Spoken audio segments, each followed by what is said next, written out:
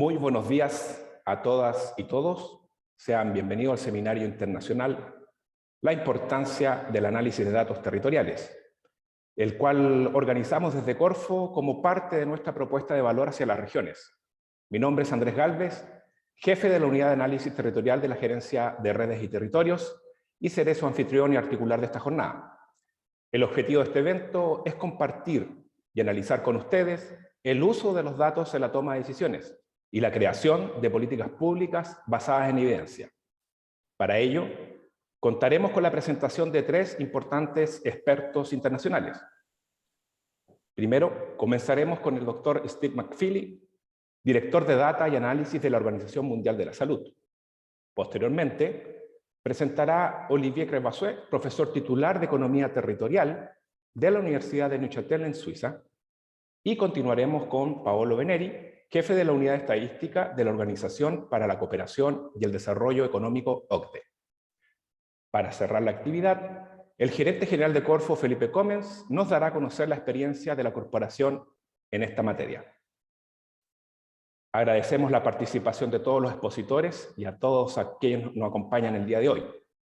Para comenzar y abrir oficialmente esta jornada, dejo con ustedes a Cecilia Valdés, gerente de Asuntos Corporativos de Corfo. Hola Andrés, muchas gracias, muy buenos días a todos y a todas. Especial saludo a quienes van a ser nuestros expositores hoy día, al doctor Steve McPhee, Olivier Crozier y Paolo Veneri, y por supuesto Felipe Comens, gerente general de Corfo. Solo para dar las palabras de inicio de este taller, para nosotros en Corfo es muy importante lo que estamos haciendo en el tema de datos. Estamos recopilando información, esto en un contexto muy complejo, en un contexto en donde la información y la data a veces puede abundar, pero nos hemos dado cuenta, por ejemplo, hoy día con toda la pandemia y el COVID, y quizás ahí doctor Steve nos puede profundizar un poquito más, lo importante que ha sido el tener datos precisos para poder controlar una pandemia. Y así como tener datos precisos para poder controlar una pandemia, tener datos precisos, exactos, locales y acotados a un territorio puede ser la diferencia de generar buenas o malas políticas públicas. Como Corfo, nuestra organización está encargado de todo lo que es el fomento productivo para Chile. Por lo tanto, se vuelve completamente estratégico el poder recopilar, y no solo recopilar, sino que también disponibilizar esta data histórica que por años hemos venido trabajando desde este organismo para apoyar todo un proceso de descentralización que estamos viviendo hoy día en nuestro país.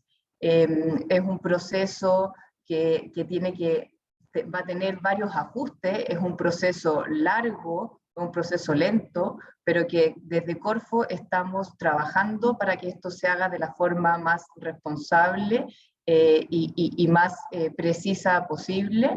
A través de estos datos nosotros queremos apoyar en este proceso de descentralización, estamos buscando porque a través de esto vamos a aportar con información del comportamiento evolutivo de cada uno de los territorios. Es información bastante local que va a permitir luego a los gobiernos regionales poder tener esta data precisa para poder generar políticas precisas y políticas adecuadas al territorio en el que van a estar.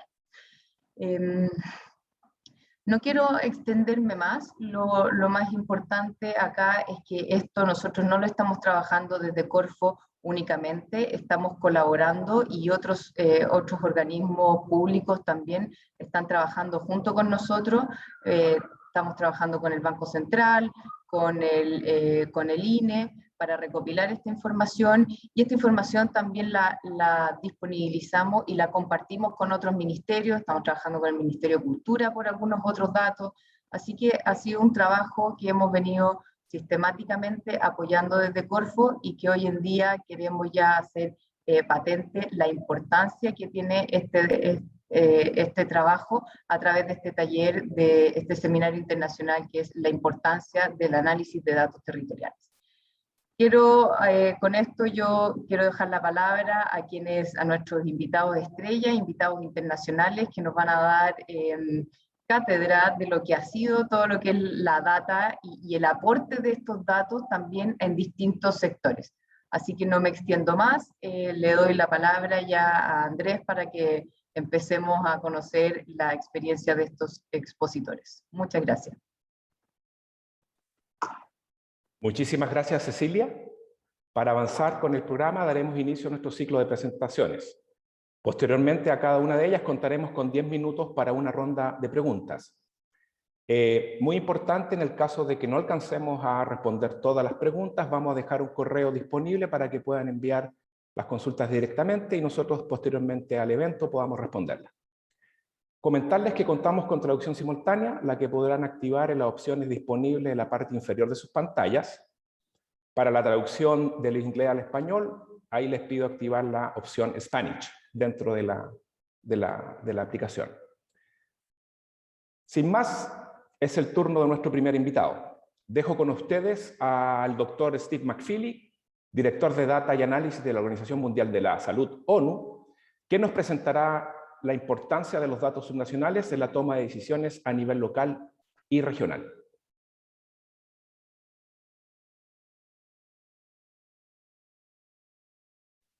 Buenos días a todos. I'm going to speak in English, so I apologize to Spanish speakers. So, greetings from Geneva in Switzerland. My name is Steve McFeely. I'm the Director of Analytics, of Data and Analytics at the World Health Organization. I'd like to thank you for the invitation. It's a great pleasure and great honor to speak to you today. So as you've just heard, I'm going to talk about the importance of subnational data for informing local and regional policy making. So let me just share my screen.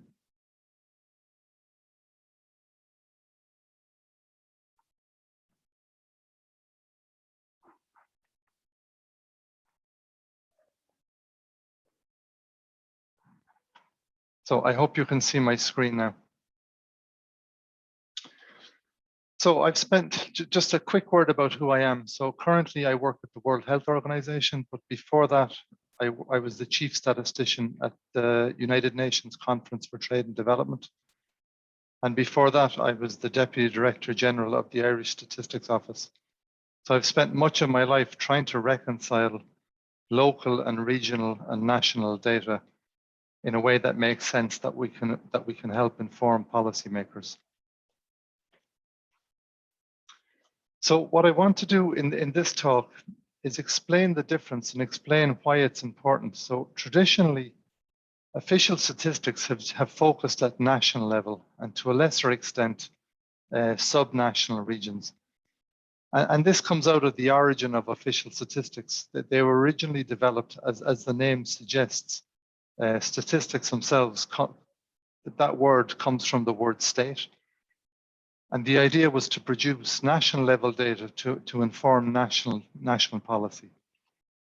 But many events, many phenomena are local, and they make more sense when analyzed from a local or a subnational perspective. So for example, as I'll show you in a while, tourism in cities and tourism in rural areas are very, very different in their construction and in their importance to local economies. But if you only look at tourism from a national perspective, you don't see this. If you look at things like property values, they differ very considerably between urban and rural areas. And again, if you're only looking at this from a national perspective, you don't see it. Other phenomena really don't make sense at all unless you look at them from a national perspective. This is particularly true of things like environmental issues. So if you're looking at river basins, land coverage, those types of issues really have to be examined from a subnational perspective.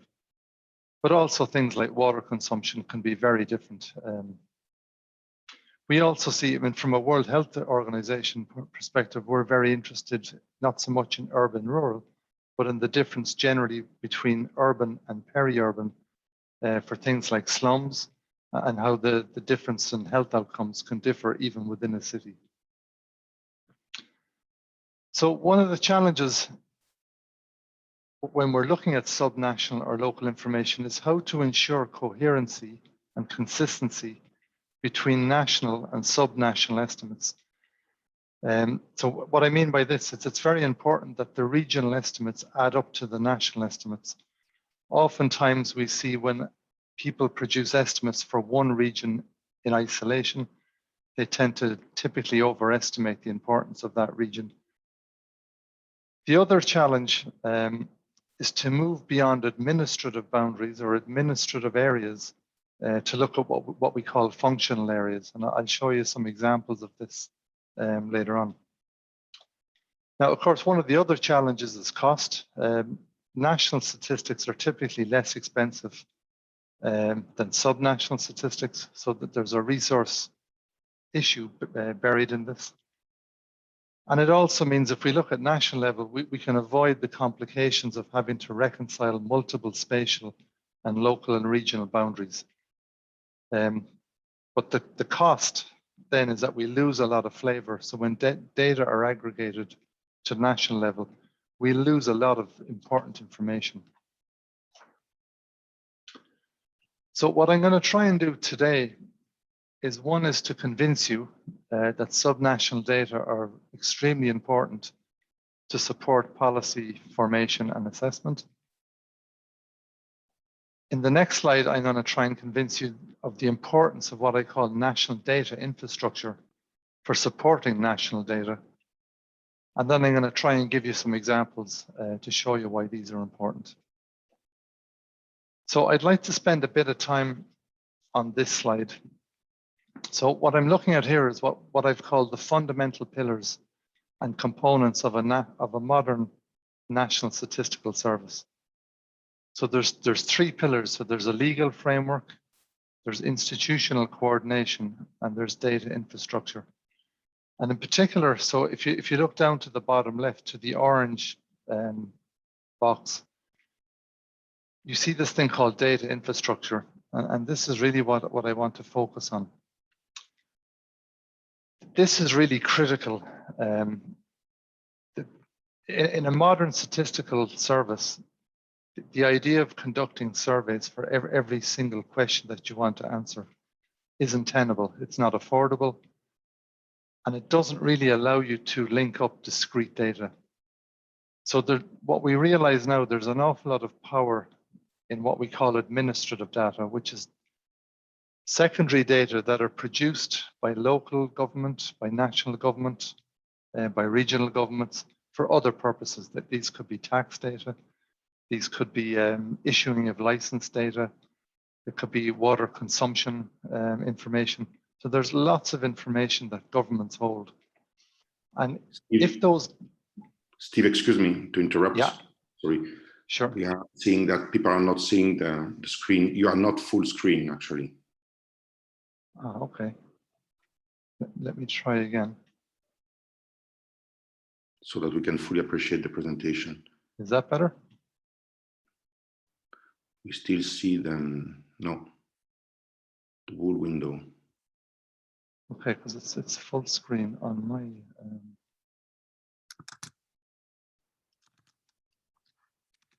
Still not full screen?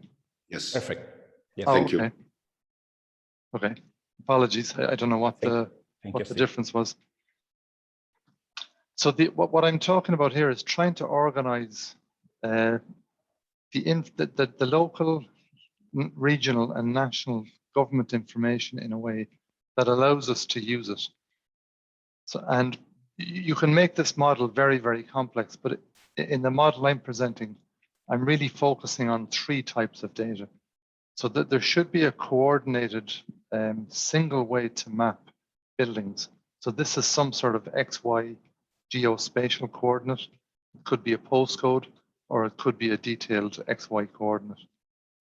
There should be a single person identifier. So in other words, when you're born, you should be given a single identifier that you carry with you through your life cycle. And that identifier should be used every time that you interact with local or national government. And there should be a single business identifier.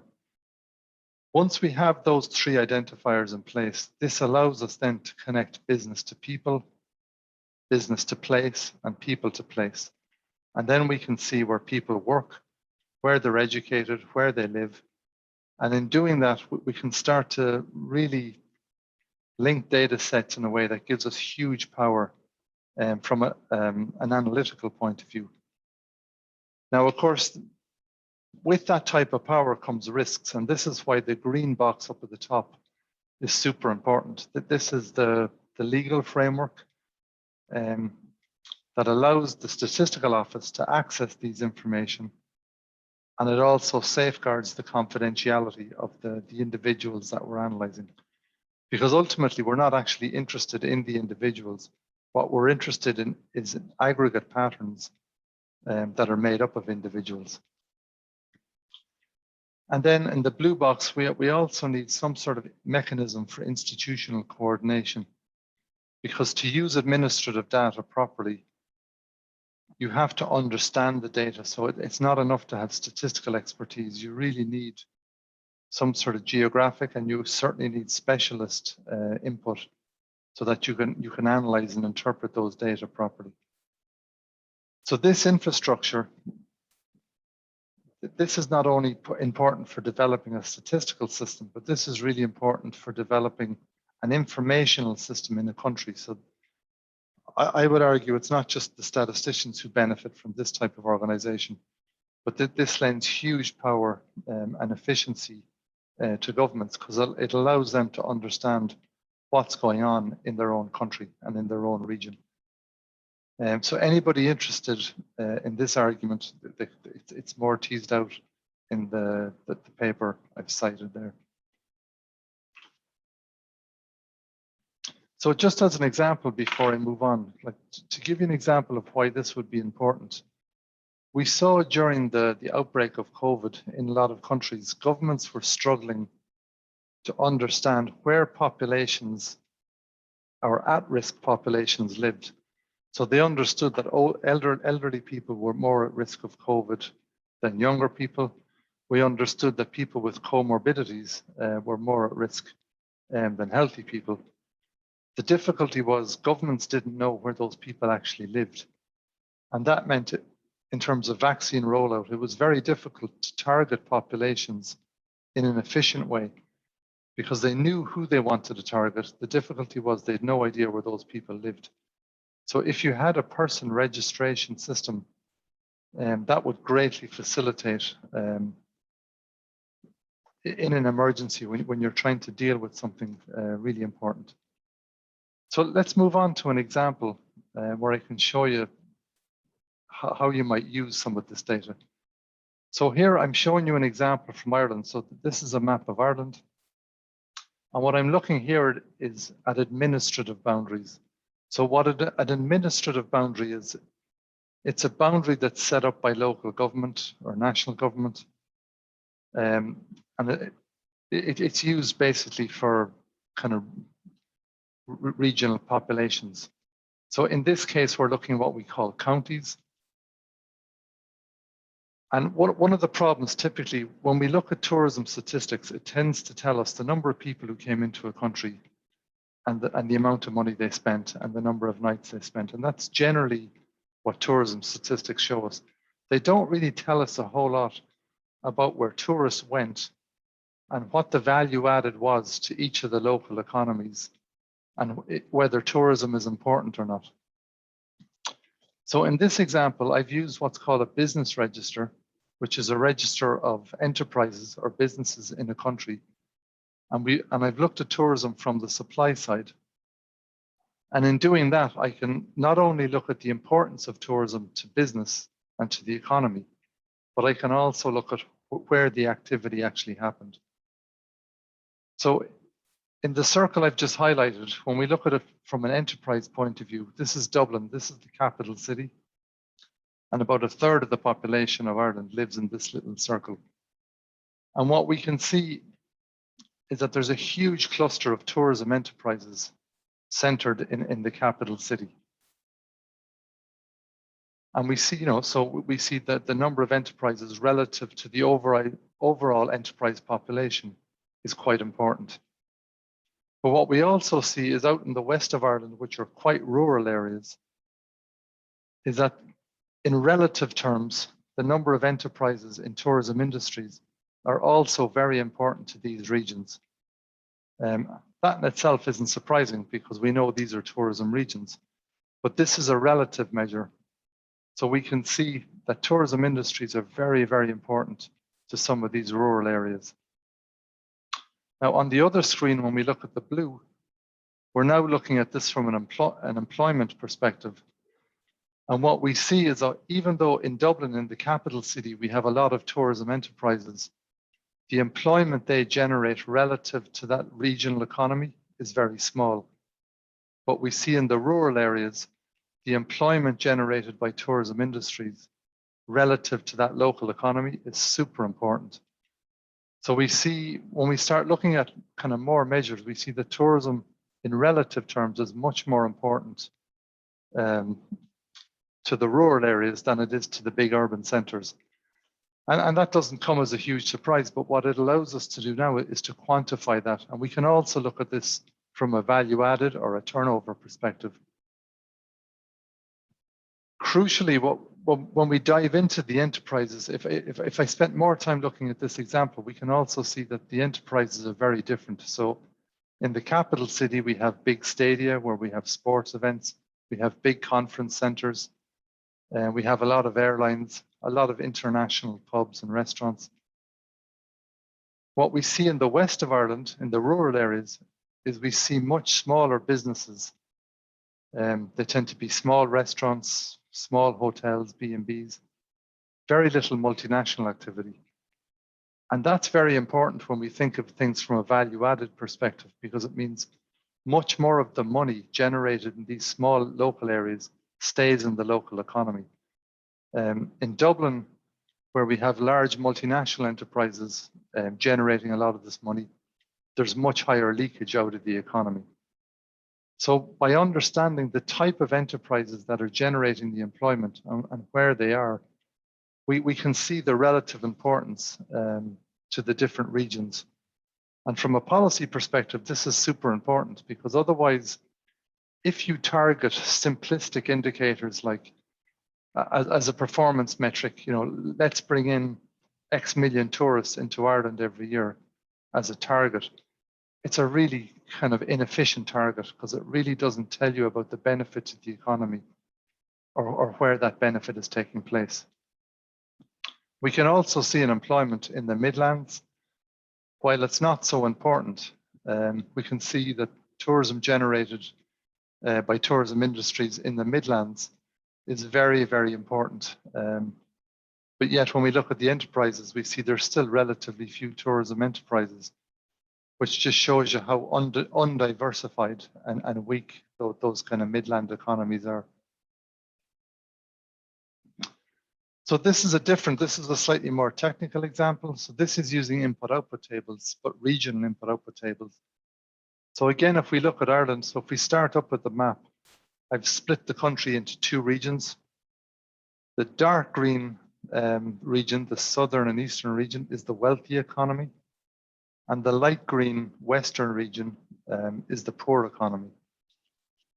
And if we move down to the bottom and if we look at the chart showing us final demand, what we really see here is the two economies are very different, not only in size, but also in structure.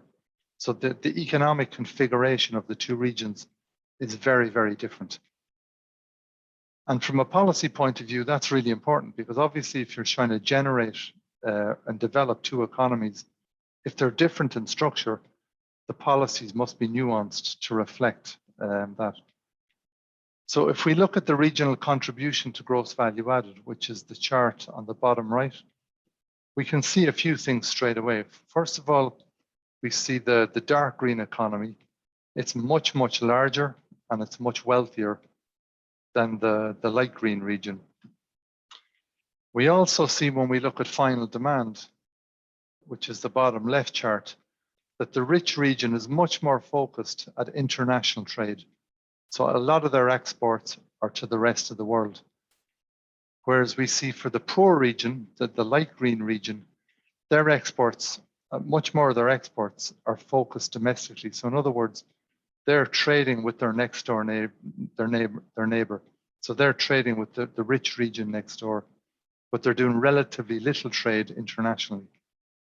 And again, this has huge implications if you're looking at tariffs, if you're looking at incentives to trade. All of this really starts to impact. And a very nice example, because in Ireland, there's always concern about employment. So one of the things you can do if you have regional input-output tables is you can calculate coefficients which allow you to show the impact of a policy change.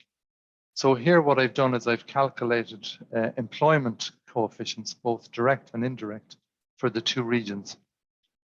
So for example, if we look at the chart on the top left-hand side, we see something like forestry and agriculture.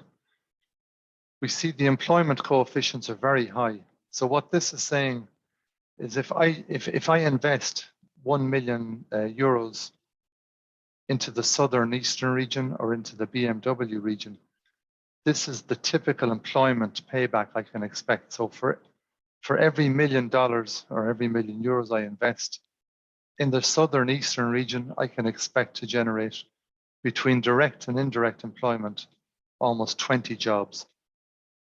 And that's more or less the same in both regions for agriculture. Now we see two things when we look at this. One is we see that agriculture, the employment impact is very, very high. And that's because it's very embedded into the local economy. Now, of course, we need to be careful looking at this because there's some additional labor inputs that complicate this. But nevertheless, we see it's very, very, very high. If we look at manufacturing, for example, we see for every €1 million that we invest, we can expect to generate considerably less employment. But we see also in the BMW or in the poor region, for every $1 million we invest, we can actually expect to generate a lot more jobs than we can if we invest in the southern eastern region. So again, if you're formulating policy and you're trying to decide where to invest, which sectors to invest and which regions to invest, these type of tables give you some kind of good indications of where you'll get your best value for money, depending on whether you're targeting environmental indicators, depending on whether you're targeting employment indicators. So these are tools that policymakers can use to really target policy decisions. Now, of course, one of the challenges when you're using administrative data is administrative data are based on the administrative regions. So I've given an example here from the United Kingdom, and this you can see I've cropped it. One of the problems is in any country, there's often many, many different administrative regions, and those administrative regions aren't aligned. And that makes it very, very difficult to use administrative data in a holistic way, because you can't link the data from one administrative region to another because the regions are actually different. And that can be very frustrating. So you can have police regions, you can have health regions, you can have local government regions, environmental regions, any number of regions. So while those data can be really powerful, that they have some shortcomings. So another approach is to to use what are to construct what are called functional regions or functional areas. So I've given you an example here from the Irish Statistics Office, where Ireland is chopped up into about 3,000 small areas. So the example I'm showing you here is commuting data. So this is evening commuting data. So the commuting data is split into morning, or what we call entry commuters, and evening or leaving commuters. And you can see in the map around Dublin, around the capital city I showed you earlier, that the spread of commuting traffic is much, much higher. And this, again, isn't a surprise because of property prices and so on. But we can also see down in the south around Cork, the second city, there's also a large commuting area. Now, this can be very important because when we look into the cities themselves, we can see then which areas, which local areas are being impacted by commuting. And this has implications for traffic management, which times of the day we can expect traffic to be highest in which areas. So that's just one example of how you can use these data. But when you link commuting data, so in other words, when you link the origin and the destination, so you see where people live and where they work. So it's back to this idea I showed you at the start of being able to link the different registers. Then you can start to construct what we call functional areas. So instead of looking at an administrative region, we're looking now at what's called a functional area. So on the map on the left, you can see towns and you can see their commuting or catchment areas. So you can see how far out the influence or gravitational pull of a town is. So people who are coming in from shopping or for commuting, you can see from how far they typically travel. Now that can be important for a whole variety of reasons. Now the one example I've given, if you move over to the right-hand side of the chart, this is a chart from the Irish National Spatial Strategy. And one of the major inputs they used in designing that spatial strategy was the catchment area or the gravitational pulls of towns. So if I look at the center of Ireland, you can see that there's 3 cities or 3 towns that are linked together. And you can see them also here on the left-hand side. So this was the first time in a spatial strategy from a policy perspective, towns had ever been linked together. And they said, right, we're going to try and develop these 3 towns together. So rather than trying to develop one over the other, all the investment, all of the kind of decisions around water, around bringing in business, road networks, infrastructure, these 3 towns are going to be developed as one unit. And up at the top, you can see 2 towns that are linked together. And this was very important politically because one of the towns is in the Republic of Ireland and one is in Northern Ireland. So again, they twinned 2 towns together from different jurisdictions. And they said, right, we're going to develop these 2 towns together, even though they belong to 2 different national jurisdictions. And from an investment point of view, that was a very, very important political and financial decision. So this is an example, a good example, I hope, of how data feeds into policy decision making. And you can see the direct link between them. Now, from a World Health perspective, a World Health Organization perspective, obviously the same holds. For example, disease tends not to respect national boundaries. Diseases tend not to respect local or administrative boundaries. So disease tends to spread as people move. So the idea that I just showed you of functional areas, of how people are moving, that becomes super important when we're trying to track disease and when we're trying to prevent and mitigate the spread of disease. So if we look at this example here, so we're looking here at the immunization status of flaccid paralysis. And you can see the clusters. So you can see this green cluster in West Africa, but you can see lots of pinpoint, and you can see they're really targeting areas where there's been outbreaks of flaccid paralysis. So the immunization and vaccination strategies aren't targeting a national, they're not targeting a country. In fact, they're not even targeting a regional area. They're targeting really, really specific local outbreaks. And this is a really good example, I think, of why really kind of nuanced small area statistics are important. As I mentioned, this is really important as well when we looked at COVID. This is the type of information that we really would have liked to have had so that we could target at-risk populations. Then just to conclude, this is another example. So this is looking at the global polio project. And in this case, we've actually built about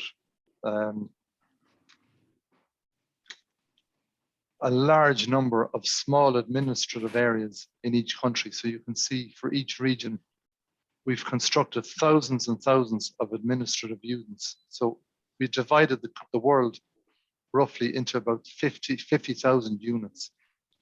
So instead of looking at countries, the polio immunization project has actually been looking at 50,000 different cells. And it's one of the reasons why the polio project has been so successful, is that it really managed to target areas where we had polio outbreaks. So we had a much more nuanced preventative strategy. So with that, I'll conclude. So I hope I've managed to convince you that subnational data are super important. And they're super important because subnational policy is very, very important. And I've given you some examples from Ireland, which is where I worked for a long time, so it's where I'm most familiar. But I've also given you some global examples from the World Health Organization perspective. So I'll stop there. Thank you.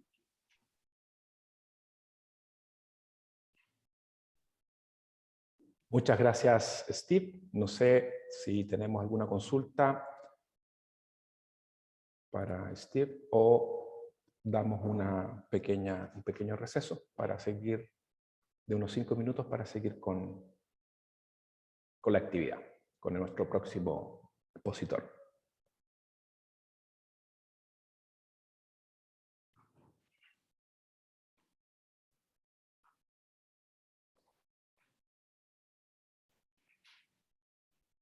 Perfecto. Quisiéramos agradecer a Steve la presentación del día de hoy. Sin duda vamos a enviarle algunas dudas y consultas que tengamos de parte de nuestros asistentes. Y desde ya te agradecemos de parte de Corfo enormemente la posibilidad de estar con nosotros hoy día, Steve. Que tengas un muy buen día y ahora vamos a pasar a un pequeño receso.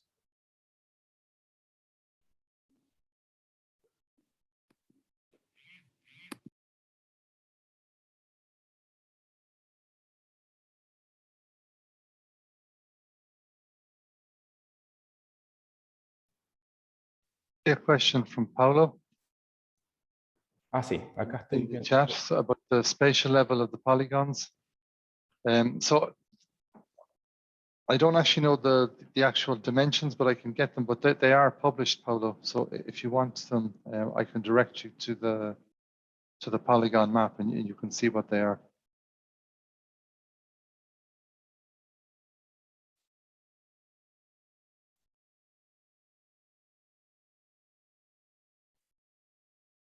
Muchas gracias, Steve.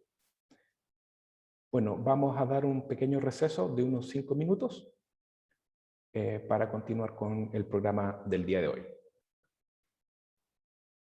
Nos vemos en 5 minutos más y partimos con la presentación del profesor Olivier.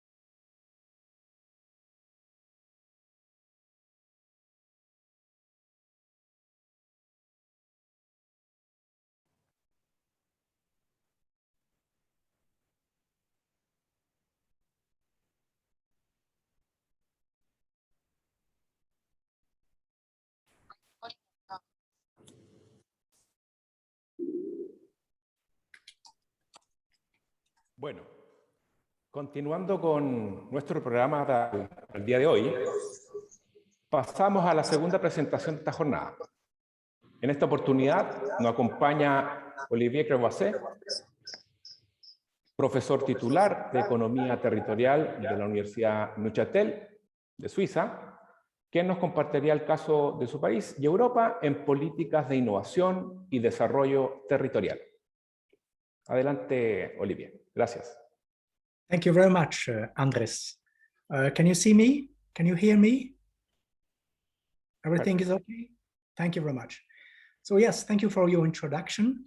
Yes, I'm Olivier Crozier. I'm professor of territorial economy. I did my PhD at the end of the 80s, beginning of the 90s in Switzerland. And I used to work on innovation at the regional level and what we call the importance of what we used to call innovative milieu for the development of regions. I know that unhappily, I don't know at all Chile. I know it's unforgivable, and I'm probably going to say some silly things about it during my presentation. Sorry about that. But anyway, I hope that what I'm going to tell you about the European experience in policy will have some relevance for you. I know that Chile is today in a process of change, and probably policy are probably going to play a more central role than they used to do in the previous system. So I'm very happy about getting your comments about my presentation, comments and questions, of course. So, Can you see my presentation? Yes. Yes. It's not full screen. Okay, just a second. Sorry, Olivier. Just to interrupt, please, everybody, just switch off your microphones. Please.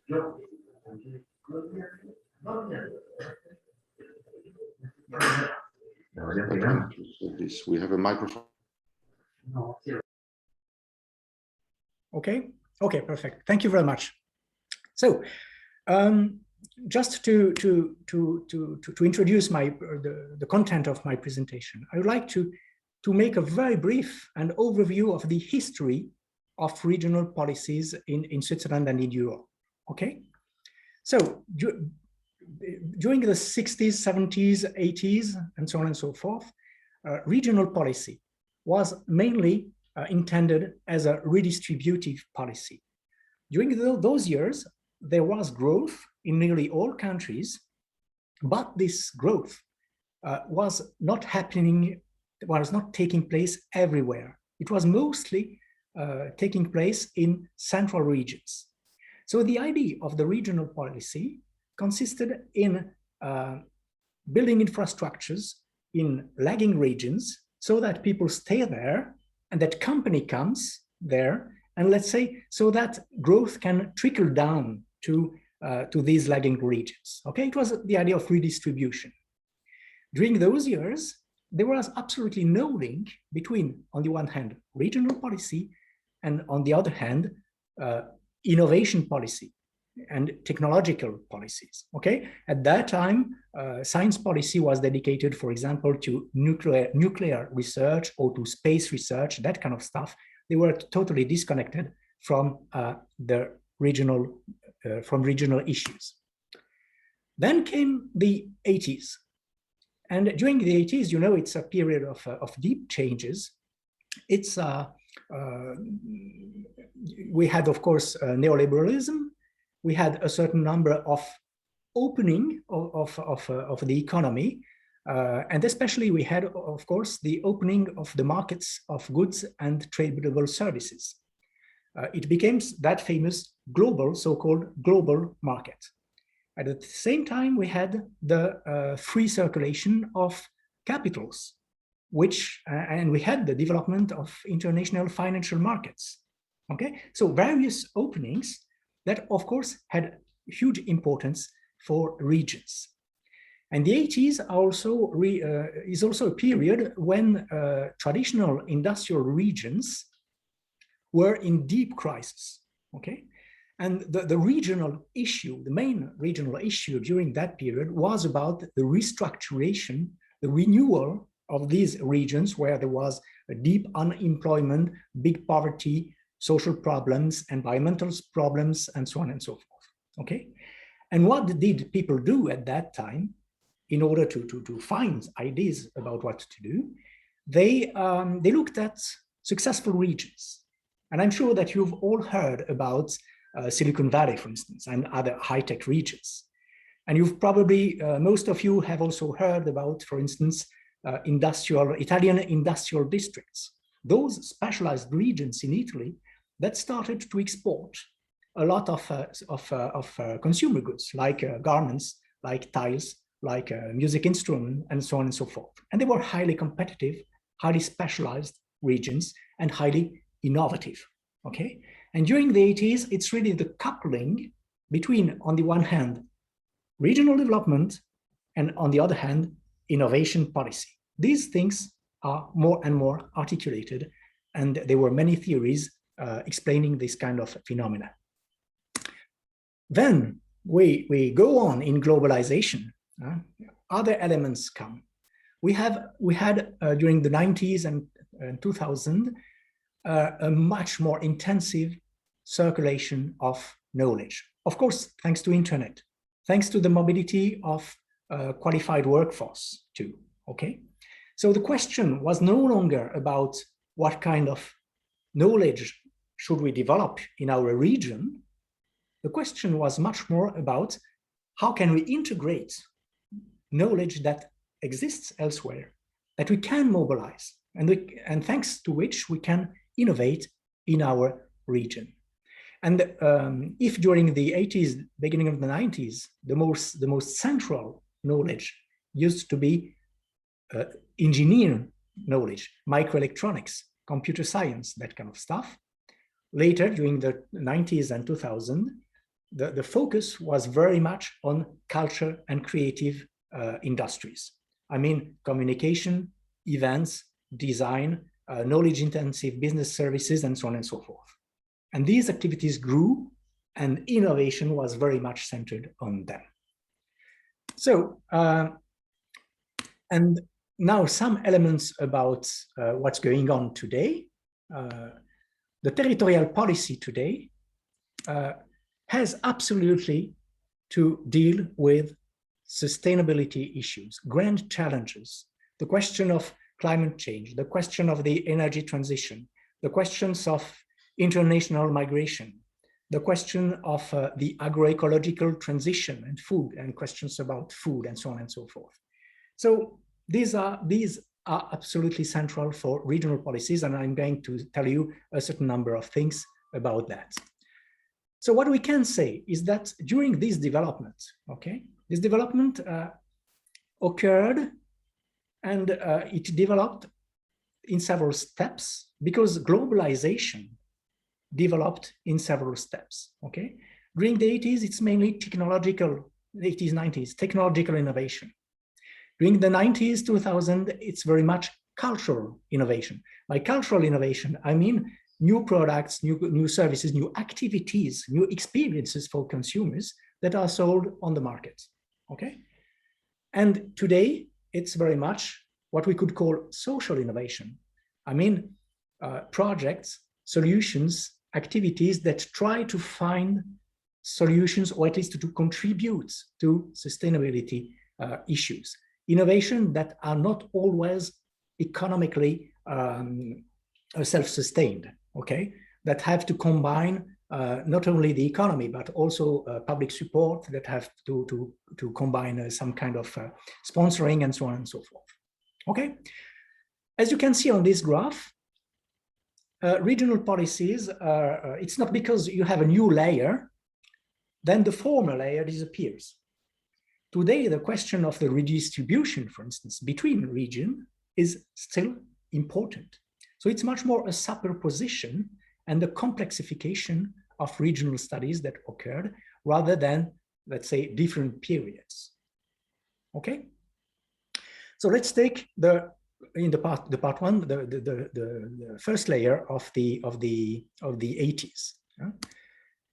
During the 80s, what did we have? Well, it was the question of the crisis of industrial region, and the idea was really restructure, innovate to be competitive, find ways to sell products and services on global markets. That was the idea. And the idea was to develop regional and national, but especially regional innovation systems. The idea was to support projects led by companies and in cooperation with, for example, research institutions or training institutions. And the idea was to restructure and to be competitive, thanks to specialization. The economic rationality that was behind that was mainly linked to what is called the export-based theory. Very briefly, I'm going to give you some feeling about that. What is the basic idea? We have a region, let's say, or the agglomeration, the city region, for instance, okay? And we have three types of flows, monetary flows. The first one is about exports, and it's very important in that view, okay? You need to export, for example, goods, because this brings back money into the region, okay? And you can build this inflow of money thanks to the export of goods, of course, thanks to the export of services, and also traditionally through tourism, because tourism are people that come into the region and bring money with them, okay? Why are exports so important? Because this money that comes into the region is then paid, for example, to local workers. It generates profits for companies. These workers will then pay, for example, taxes in the region. And it will allow to develop the administration, to pay for schools. These workers will go to commerce and buy goods locally. And this will make profit for the local commerce. And we have a development of urban activities, induced local activities that is induced by these exports. Okay? And then we have a third kind of a flow, which are called leaks, money that flows out of the region. Okay?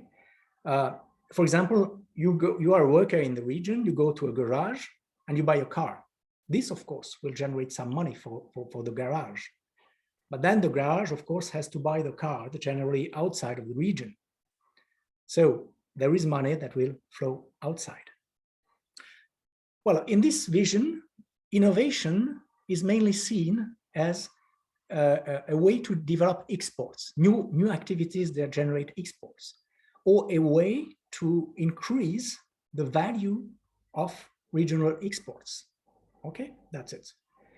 This vision seems straightforward, but it has today severe limits. And I would like just to tell you some of these limits. For example, since the 80s, we know that, and the financial integration worldwide, many manufacturing companies, for example, have been bought by large multinationals. And these multinationals have their headquarters in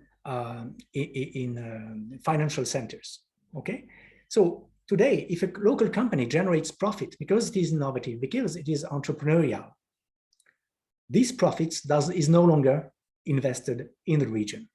These profits go to the financial center, and then the headquarters decide whether it is invested on financial market or invested in buying a competitor, or I don't know what. Okay, so there is no more capital accumulation at the scale of the region. Second element regarding induced local activities: are these activities still local? You've all heard about Amazon, and you know that, for example, commerce is no longer a local issue. It is more and more, well, it is still a local issue, sorry, but it is more and more also a global issue. Okay, it's the same for Uber. I mean, we had local companies. Today, Uber is a multinational company. And here again, we have a restructuring, and what are called induced local activities have to be rethought, and we have to find new ways to revitalize these activities. Third element, which is highly important in Europe, at least, I don't know exactly the situation in Latin America, the question of the mobility of consumers. I mean, in this vision of the export-based theory, there is the idea that you are a worker and you live in the same region where you work, and you spend your money in the same region, and so on and so forth. But today, if you look to what's going on in Europe, first, young people study during 6, 7, 8, sometimes 10 years. Okay, it's a big period of their life, and of course they live usually in another region than when their parents live. Retired people, retirement in Europe is nearly 20 years, plus in average, 20 years. And 20 years, it's a big period of time during which you spend money, okay? And retired people very often go elsewhere to spend their money and to live at other places than where they had their jobs. For instance, in Switzerland, 30% of the retirement annuities are paid abroad. So it means that leagues are very important for the region, okay? It's not enough to have competitive activities. Let's think to where people spend their money. And we also have an intense inter-urban mobility of people. People go I don't know, in Paris for a weekend to see a comedy and to spend money in a restaurant, to see an exhibition and that kind of stuff, okay? So there is an efficient transportation system which makes that people spend their money where they have a lot of value for this money. And then last critique to this model there is, of course, a weak consideration for social value and grand challenges, sustainable development, and so on and so forth. Okay? So, regional policies of the 80s, beginning of the 90s, you've all heard about cluster policies, Michael Porter, to be competitive, the innovative milieu, the export-based competitiveness, all that kind of stuff. This is all, still today a very important understanding of what regional policies are. Let's now shift to, let's say, 90s, 2000.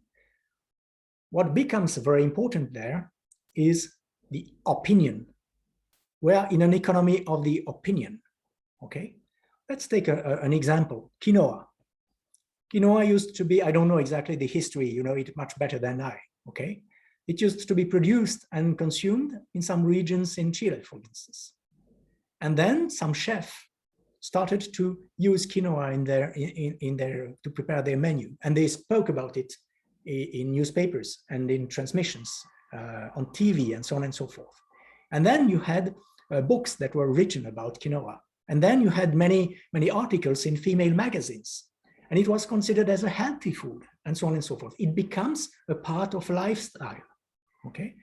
And all these services like communication, press, TV, design, health, and so on and so forth, all these activities changed the vision that society has about quinoa, and this created a huge value around this production. Okay, it's not quinoa that has changed, it's the opinion about quinoa.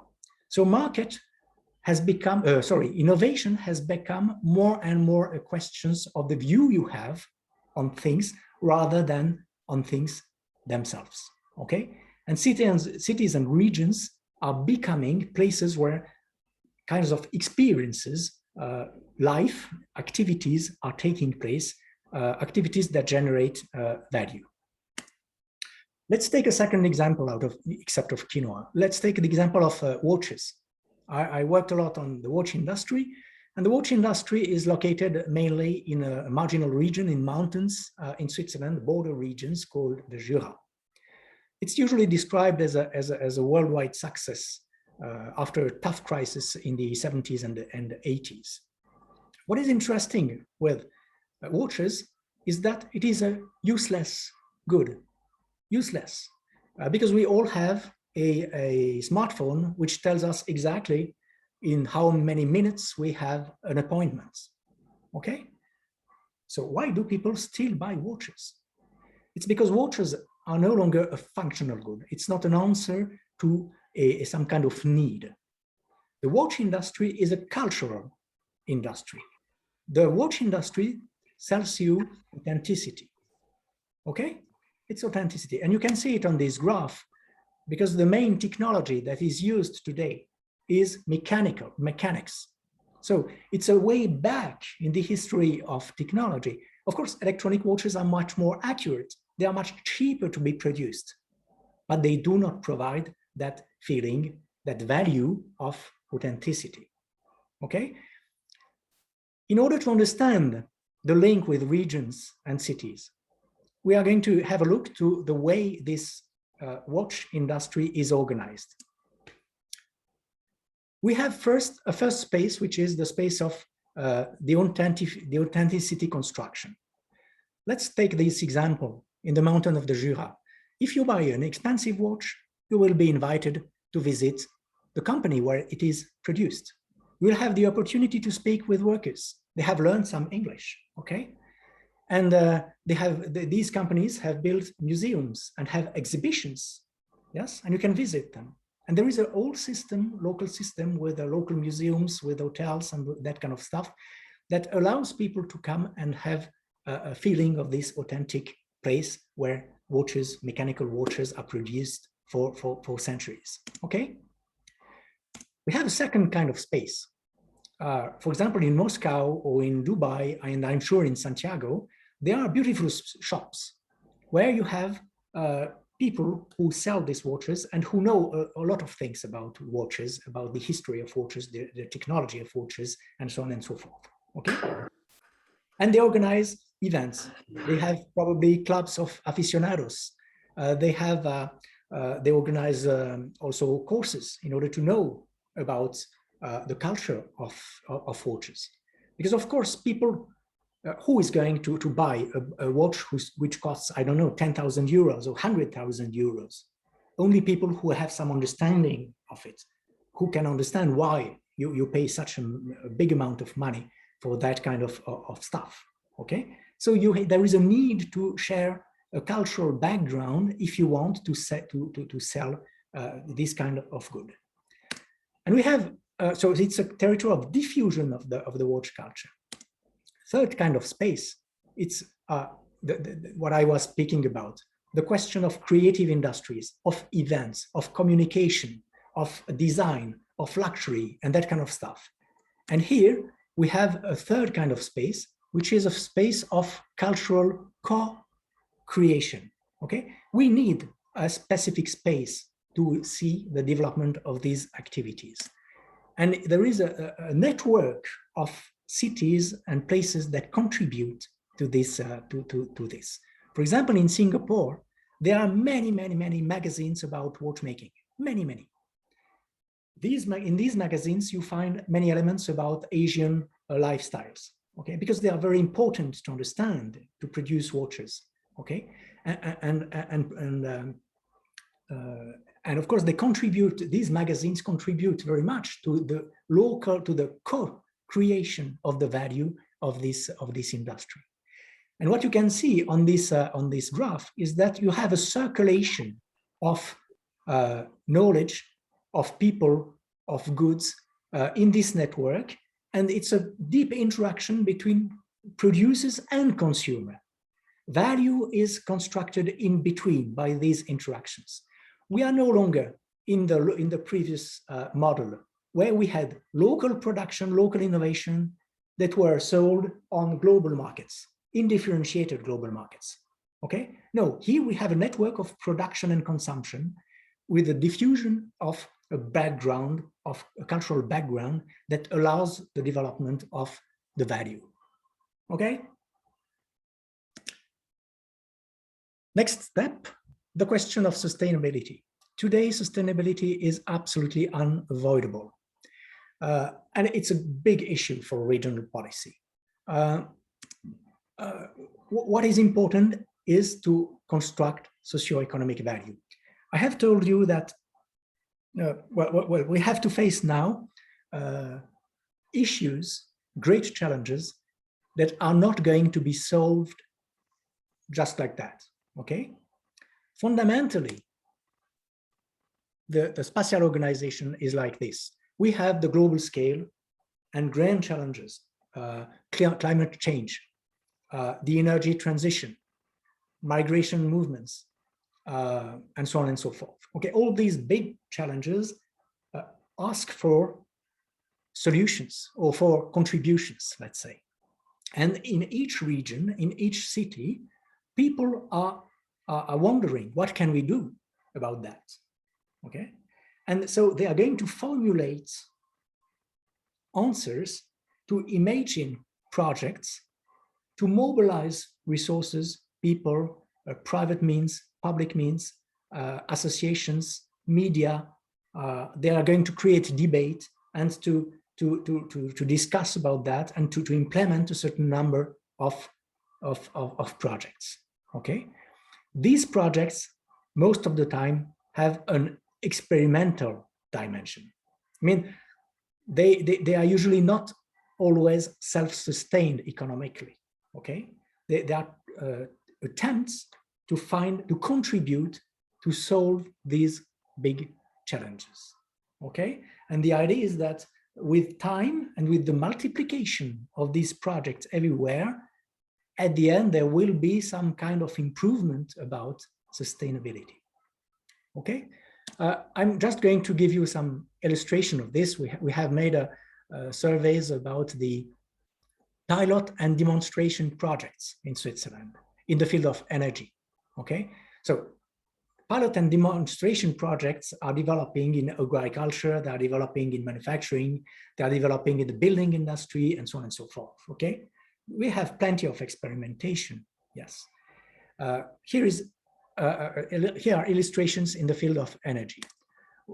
In Western Switzerland, we had, for example, these ones. Here you have a cheese factory that where they put panels on the roof of the factory in order to warm milk, thanks to solar energy.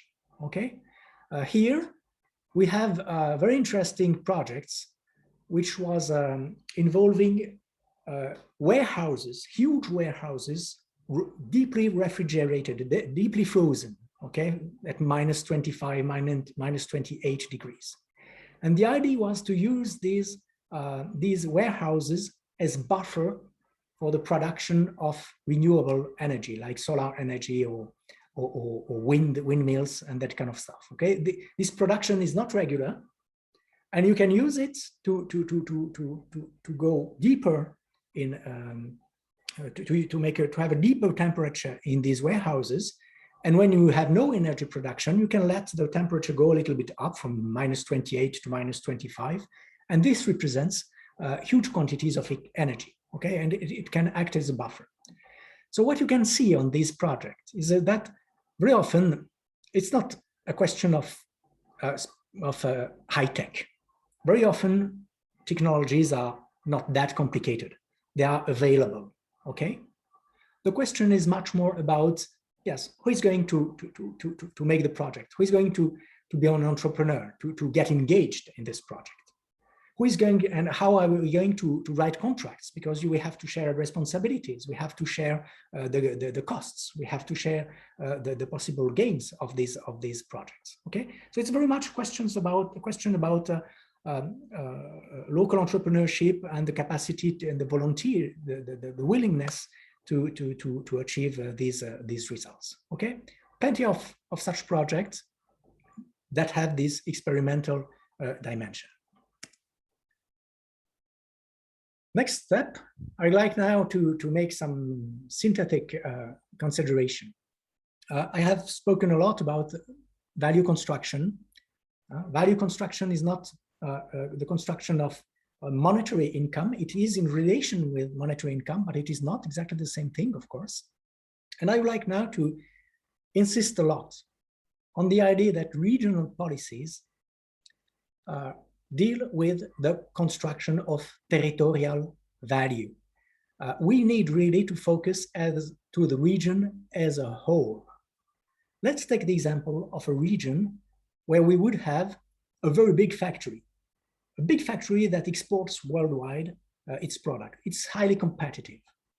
But this factory pays low wages, it pollutes a lot, visually the landscape is degraded, you have traffic jams because you have plenty of lorries, and so on and so forth. Is it a desirable regional development path? Today, the answer is very clear. It is no. It's perhaps an economic development.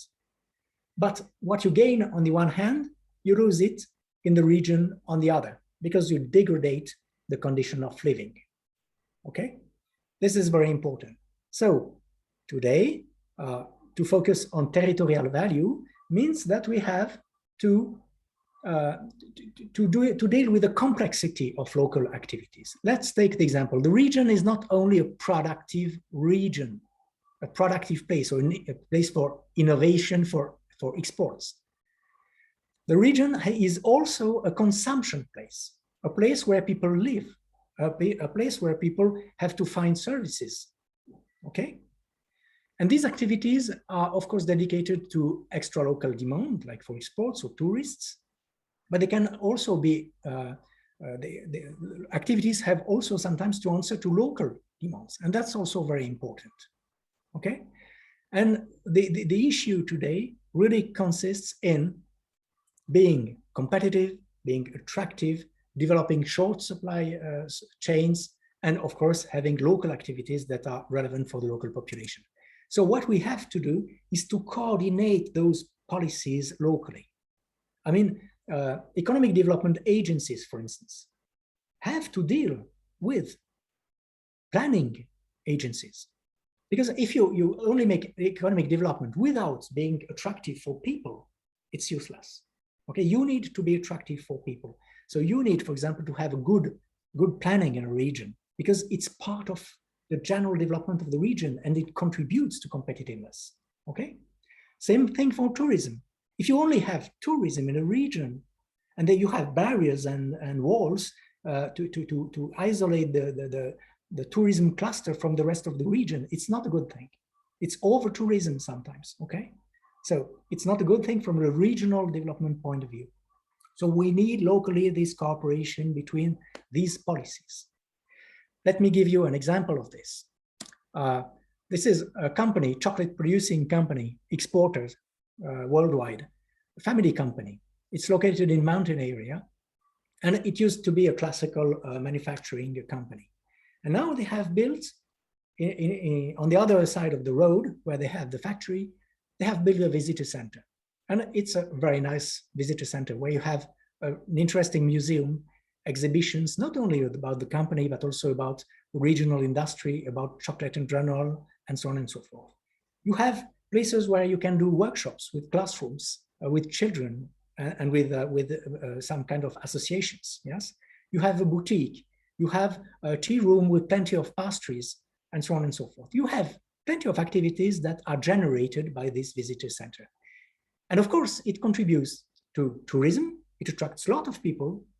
Local inhabitants have getting used to go there with the grandmama, with the children, and to spend the Sunday afternoon there. And of course, it contributes to the fame of the brand and to exports also, okay?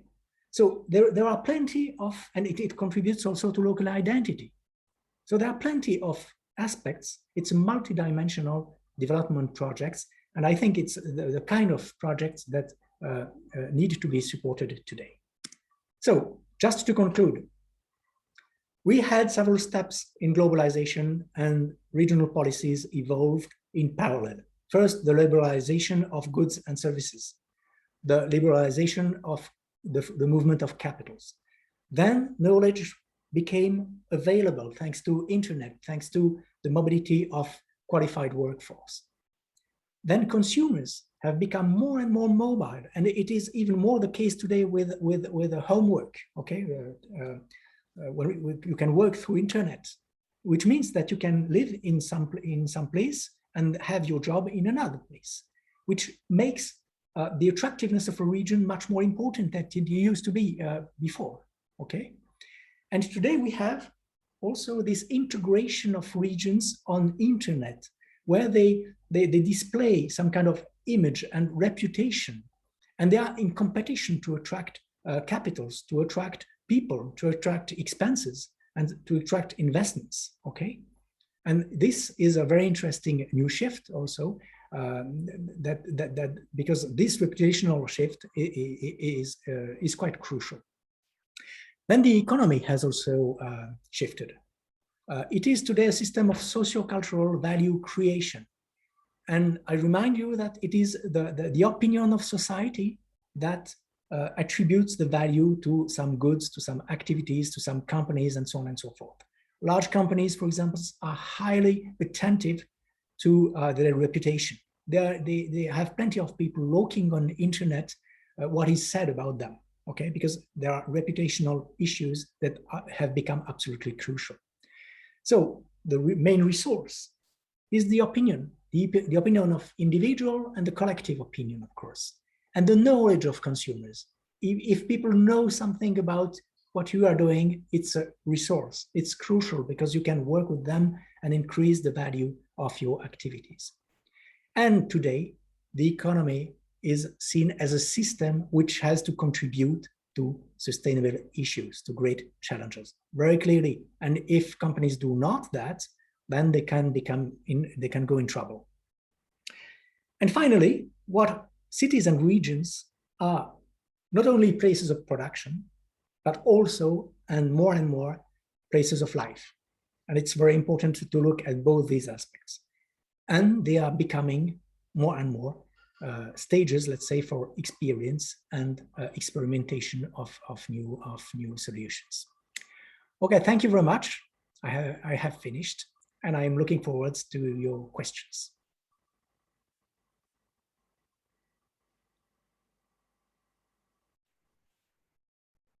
Muchas gracias, Olivier. Vamos a esperar alguna consulta que nos llegue a nuestro chat. Unos minutos, por favor. Okay. There is a question. Ronald Cancino, thank you very much for your question. The idea is that how is the economy a system of socio-cultural value creation?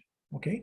Well, I have given to you some examples. The example of the watch is quite interesting. Okay. I know that it depends on the places. In places where we still have, let's say, a part of the population which is poor and does not have, let's say, the minimal level of income that allows to have a decent life, let's say. Of course, in such places, the economy is still a question that has to address needs and has to address really, let's say, basic, has a functional dimension, which is very important. Okay. I'm speaking to you about what's going on now, for example, in Switzerland. And I would say that most of what we spend in Switzerland is not about needs and about functions. Let's take the example of food, for example. People do agree today to spend much more money on organic food, on food which is produced locally. Let's take the example of wines. People spend huge amounts in wine bottles. If you just want if you think that the economy is about providing the basic needs about food, for instance, we can live very cheap. I mean, just with some cereals, some meat once or twice a week, we don't need wine. That's it. Okay. All this money is mainly used for cultural dimensions. Okay. And this is, in my opinion, very important to understand today. If you deal, for example, with the agroecological transition, it's very much about value. The value dedicated, because we expect, for example, agriculture to answer to many of our social cultural needs. We want the agriculture to have a nice landscape. We want the agriculture to produce energy. We want the agriculture to have environmental care and not to pollute the environment, and so on and so forth. And in general, states and regions and consumers agree to give some money, to spend some money in order to support this kind of socio-cultural values, okay? But of course, companies need to come into the game and to participate to the communication, to this debate, and to provide solution to support this sociocultural dimension. I don't know if it was clear.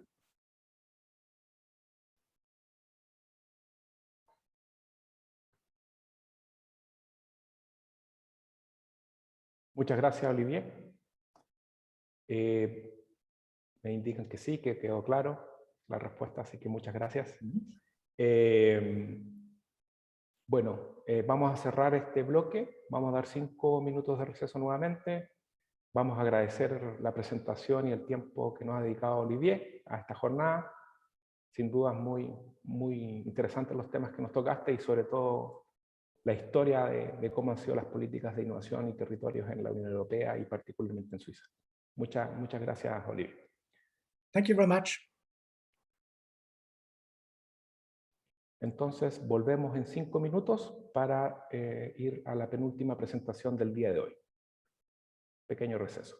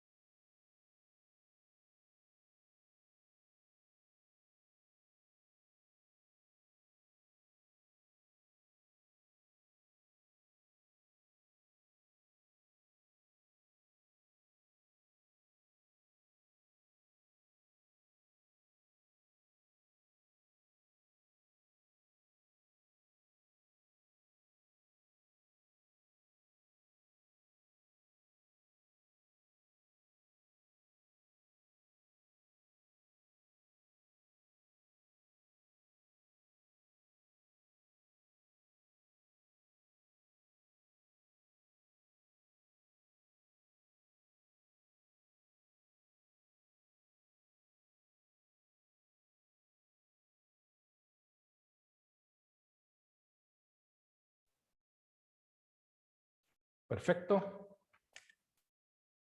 Continuamos con la ronda de presentaciones. Ahora vamos a seguir con la tercera presentación de este encuentro. Dejo con ustedes a Paolo Veneri, jefe de la Unidad de Estadística de la Organización para la Cooperación y el Desarrollo Económico, OCDE. Bienvenido, muchas gracias, Paolo. Thank you very much. And first of all, really I'm honored to be here and to talk with you and to explain a little bit what the OECD has been doing so far. Just before starting, a few words on myself. I'm deputy head of the division on economic analysis, data and statistics in the OECD Center for Entrepreneurship, SMEs, Regions and Cities. The work of our department, let's say at least a large part of the work of our department deals with the subnational level.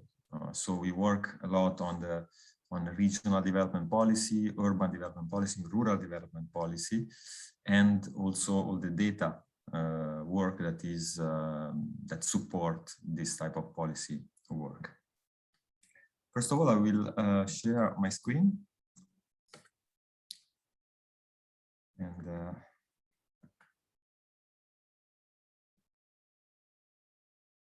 okay, now you should be able to see my screen.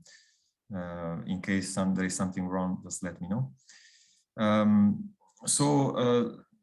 In my presentation today, what I would like to do is sharing with you some of the key aspects of our work, of the work that the OECD does on subnational data, that I think are particularly useful for policymaking. In particular, I would like to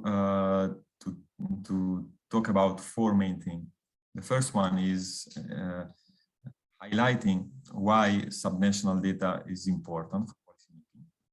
This will also link a lot to the presentation done at the beginning by Steve, which also covered this aspect. And again, aligned with what Steve presented before, would also talk about the importance of the scale, the importance of territorial definitions. The difference between administrative, when data are related to administrative units or functional units, for the OECD, this has been very important in the last decade.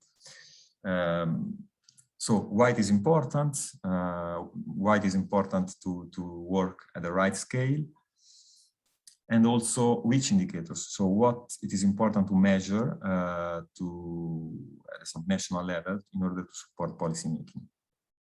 And four, the fourth point is wants to link with some specific, very practical examples of cooperation that we had with member countries or other partner countries, and also at the subnational level, like with specific regions or metropolitan areas, in which we have worked together to use data in the policymaking process. And there I will highlight what is most important to, let's say, in this, what are important aspects in these collaborations to consider. And in explaining what happened in these two cases, we talk about the indicator frameworks, so a set of measures, set of indicators that are integrated, multidimensional, and that we are currently using at the OECD at the subnational level. So on the importance of subnational data, I'd like to highlight three main things. So three main channels through which subnational data can be important for policymaking. These are three, what in this slide I call three requirements that of subnational data for supporting policymaking. But in addition to be requirements, I would say that these are channels or mechanisms that explain the importance of this data.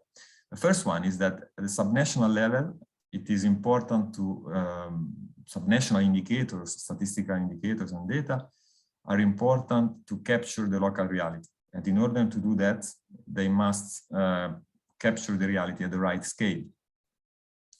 And this links to the idea of distinguishing different types of regions: large regions, small regions, local areas, functional units, administrative units. These are all considerations that we should do depending on the aspect that we are measuring and the type of policy domains that we are interested in. The second point is that data should, let's say, is important because it helps set the targets of policies, set the objectives. So the importance is along different phases of the policy making. We use data when we decide the objectives that we want to have. We use data to monitor progress of the policies that we put in place, and we use data when we want to assess the final results.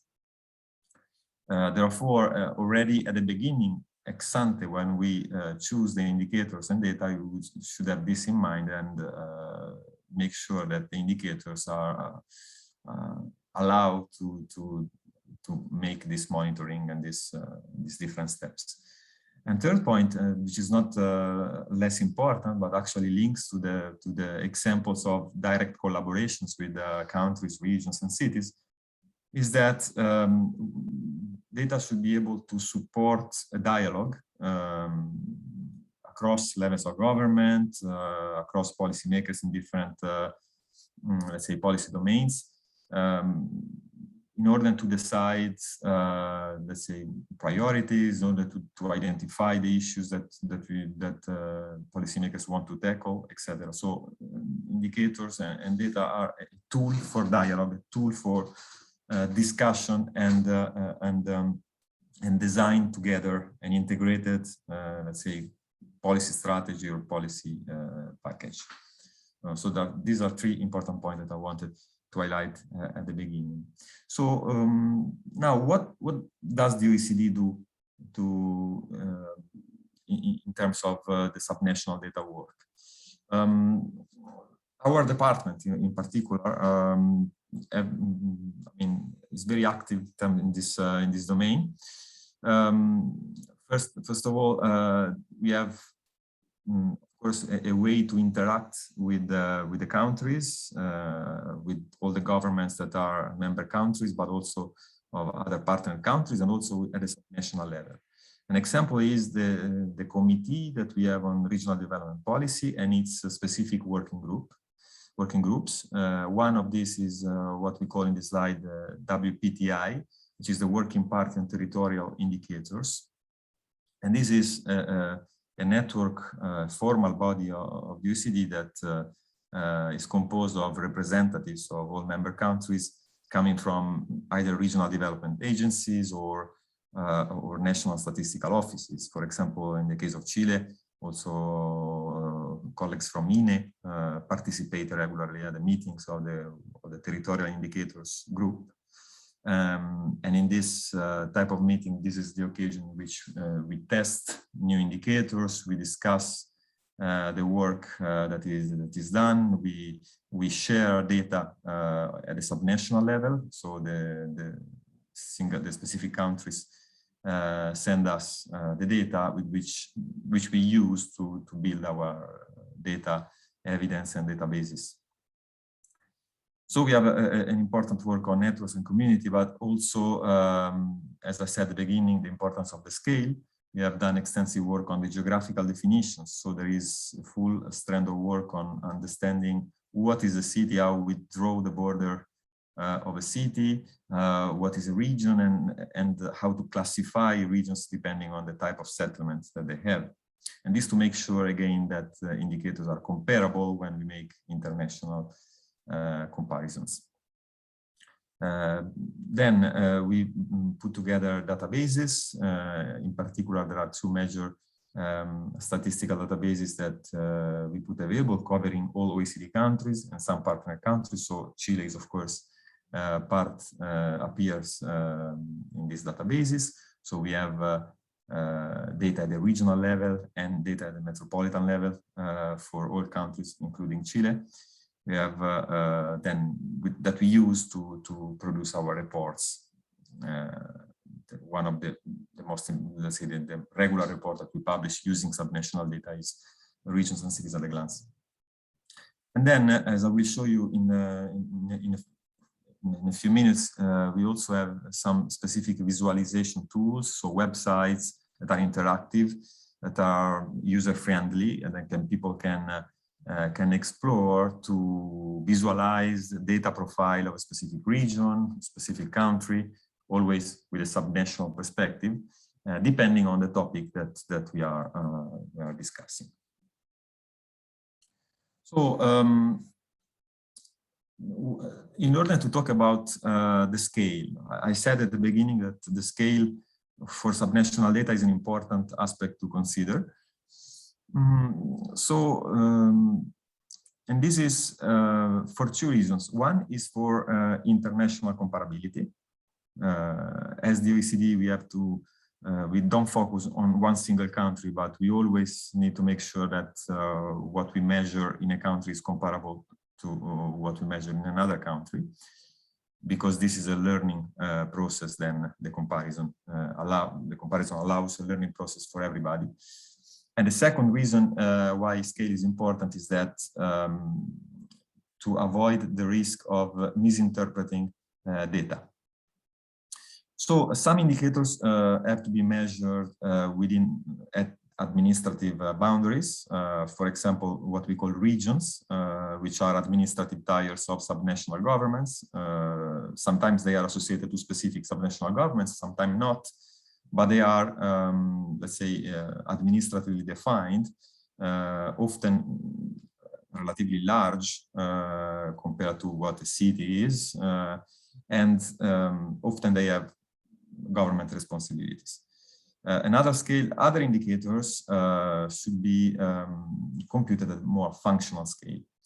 That means looking at where, not at where we draw the administrative border, but looking at where people move on a daily basis, or what are actually the boundary of a place that makes sense from an economic and functional point of view, in terms of mobility of people, economic activities, and so on. In terms of functional units, we have extensively worked on the concept of metropolitan areas through the concept of functional urban area, which is a city and its commuting zone. So we consider cities together with their commuting zones, and this allows us to have comparable units to define metropolitan areas and cities. So going to the city aspect, let me show you an example of why scale is important, especially at the city level. It can seem sometimes something very easy, but instead comparing two cities in two different countries can be very difficult. Let's make an example of Paris and Rome, two cities in Europe, two countries that are close by, and two capitals. If you want to compare even just the population of these two cities, so how many inhabitants live in these two cities, we can rely, for example, on the municipality, which is the key administrative border of each of the two cities. So if we take the municipality in Paris, you see that on the left side of the chart, the municipality is the dotted black line that captures only a very tiny part of all the red area, and the red area is the contiguous built-up area with high population density. So it's really the city in terms of it's all a continuum of built-up area with very high density, more than 1,500 people per square kilometer. Therefore, by looking at the municipality of Paris, we will take only a minor part of this city. If we go to Rome instead and we take the municipality, in this case we capture a large part of the high density contiguous areas, but not the entire part.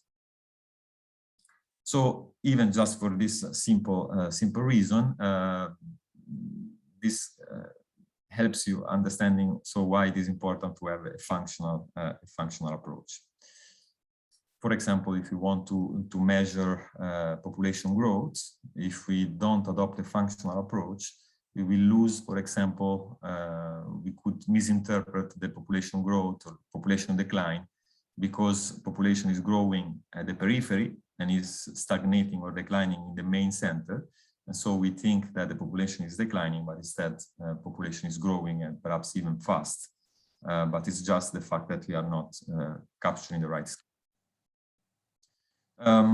So again, to avoid this problem, we developed the concept of functional urban areas that together with the European Commission, this was discussed and developed within the working party territorial indicators of the OECD, and was actually last year also endorsed by the UN Statistical Division. Therefore, together with the degree of urbanization, the functional urban areas are the two now only available, only internationally recognized standard definitions for comparing internationally cities, urban and rural areas across countries. And this is a work that I think it could be very valuable now in the coming years, also for producing statistics at the subnational level. At the level of functional urban areas and at the level of regions, we collect regularly through our working party indicators a number of statistical indicators. Sometimes we model internally indicators, we produce the data ourselves, sometimes we just collect. And as I said at the beginning, we make available two databases, the regional databases, the metropolitan databases, and we cover a number of topics, a number of domains, from economic indicators, environment, innovation and education, labor, territorial organizations such as the administrative fragmentation, the more morphological information, and the demographics. On the top of this, we have specific, let's say, project in which we put together a number of these indicators in specific frameworks, such as the well-being. So we have a specific indicators that focus on well-being of people, and another one is on SDGs. So we have the subnational disaggregation of the SDG indicators. I've added this slide so that what I'm talking about can be explored. So if you type the URL that is written at the top of this slide, you will explore in a website that is user-friendly the majority of the indicators at the regional and metropolitan level that we have available, and it's relatively easy to use and to just clicking on the map, and you will see I mean, the different types of indicators for all OECD countries and also beyond. Chile is of course included, so I invite you to visit. Now, the last point I wanted to touch is that, so the fourth point in my outline was this specific integrated indicator framework, which are particularly useful when it comes to working with policymakers and to support the policy-making process. One of these is the set of indicators of well-being. The presentation of Olivier before mine, I mean, highlighted at the end the importance of considering places as not only from an economic point of view, but also places where people live. And this is the idea of why it is important to measure well-being. We know that policy, the final objective of policy is practically always that of improving the life of people. And that's why well-being indicators are a good tool to do the exercise that I mentioned at the beginning, to set objectives, monitor progress, and assess the results. In particular, the well-being framework, it consists of considering, at least the OECD well-being framework is articulated at the regional level, subnational level. We have identified 11 dimensions of life that are important for people's life. So dimensions that, let's say, range from material conditions such as income, jobs, housing, to a quality of life dimensions that include environment, civic engagement, subjective well-being like life satisfactions, health, safety, and so on. So the idea of the well-being indicators is that it is important to measure well-being, especially at the subnational level. Why? Because if you look at the well-being of people, this is affected by the individual characteristics, the extent to which people have a certain level of income, certain level of health, certain level of education, etc. But it's also affected by context conditions, so where the person lives. Therefore, think about, for example, the labor market of the regions where people live. Is there a demand for jobs? Or what is the environmental quality in the regions where the person lives? What is the quality of the services, of the health services? These are all aspects that are place-based and that directly interact with the individual well-being, and therefore shape at the end the well-being of a community. So this is why well-being indicators are important, and well-being indicators must have specific requirements, such as they must focus on outcomes rather than outputs. That means that must focus on really what people experience and not how much government invests in something. For example, we should measure health of people and not number of hospitals or the investments in health. So this is the type of approach that we have to talk about well-being indicators, is really look at the final conditions of people. Should be multidimensional, so not just an aggregate index, but more indicators for different topics. Should focus also not only on average, but also on the distribution. And we should, let's say, use indicators that can be changed by the intervention of policy, so that after a policy, we could see these indicators that are sensitive, that can change to the action of the government. And in these cases, I think these indicators can be useful to be integrated in the policy actions. Even in these cases, for well-being, we have produced a website that is oecdregionalwellbeing.org, that you can, even in this case, you will find also Chilean regions and all the other OECD regions. You can visualize the profile, the well-being profile of each region, and the change that has occurred during the last 3 years. Then, to make some examples also of working with policymakers, we have used this well-being approach in a number of case studies, countries, regions, and here I mentioned 3 examples with which specific cases in which we have done like a 2-year projects, let's say, dedicated project for focus on well-being for policymaking, well-being indicators for policymaking. One is on Mexico, and that in that case we were working with the Mexican Statistical Institute to co-produce a number of indicators at the state level. We did a similar work for the Danish functional urban areas, Danish cities, so measuring well-being in Danish cities. More recently, we have done a project with a specific province in the case in Argentina, with Cordoba. And the idea was, just to make an example, the idea was measuring well-being in Cordoba. On the measurement side, the objectives were that of strengthening the statistical capacity of the province. So really, there was a survey that was co-designed with the province of Cordoba, aimed really at measuring well-being, and compare the results of the regions with that of other OECD regions. Then the second objective was that of generating regional well-being indicators, both for the region overall and within the regions for different towns and cities. And finally, another objectives on the measurement side was that of providing recommendations based on best practices for statistics and use of well-being.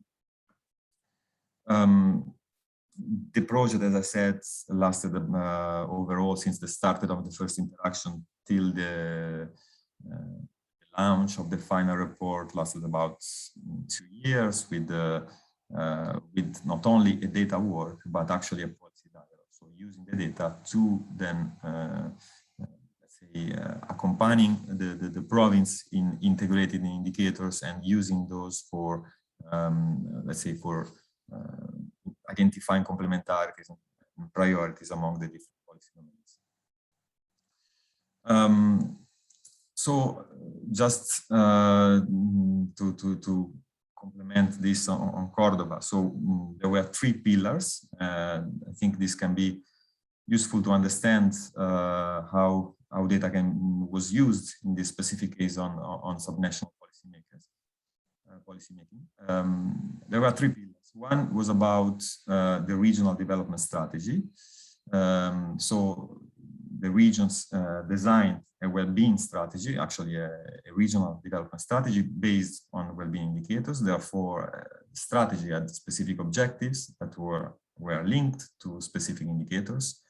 There was also a part on data and evidence, which, as I said at the beginning, was to push and increase in the capacity, the statistical capacity of the province, for example, by integrating different sources of data, pushing for open data to make data available to all citizens, and also for the geographical expansion of the survey.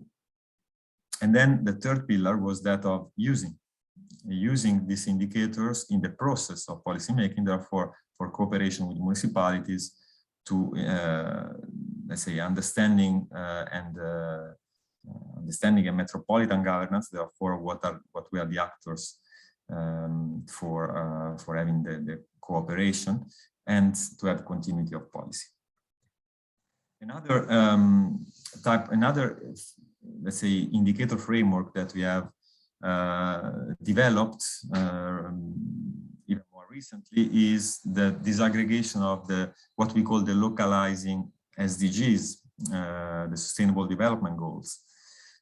We know that the UN framework for Sustainable Development Goals, generally it refers at the national level, but given the demand by countries and also by subnational governments of using this framework in the policy making and having the possibility of monitoring the progress towards SDGs, we actually worked on localizing and disaggregating SDG indicators at the subnational level. Now we'll go a little bit faster here, but the reason why we did that is also that most of the public investment in OECD countries comes from the subnational level. And through the SDGs, it is possible to improve coordination across levels of government, so vertically, but also horizontally, as for the well-being indicators. So, what were the main features of this type of indicator framework? First of all, localized. So it selected all the targets that are important to be measured, all the targets already identified by the UN for the framework, but that are important to be measured at the national level.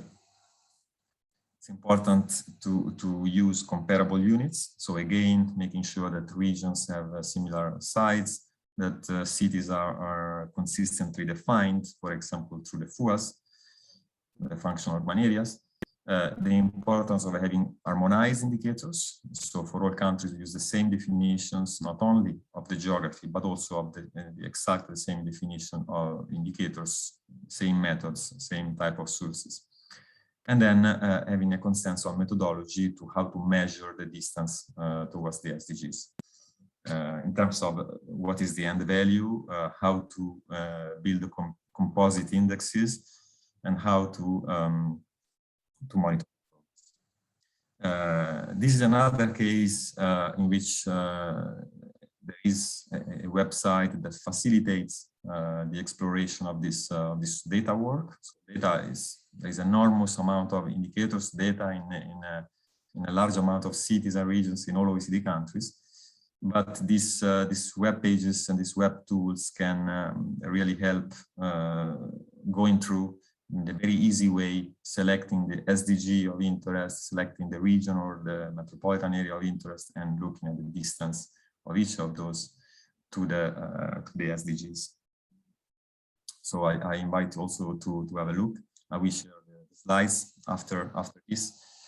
And again, in these cases, after having built the indicator framework, so this general work, then there was a work in direct cooperation and joint work with different regions and cities spread across OECD and non-OECD countries. Like here you see an example of a list of 9 pilot regions and cities that we have worked with for this specific indicator. I think I can stop here given the time. I think I have pretty much at the end. So I stop here and I thank you very much, and I am ready to answer any question. Thank you very much.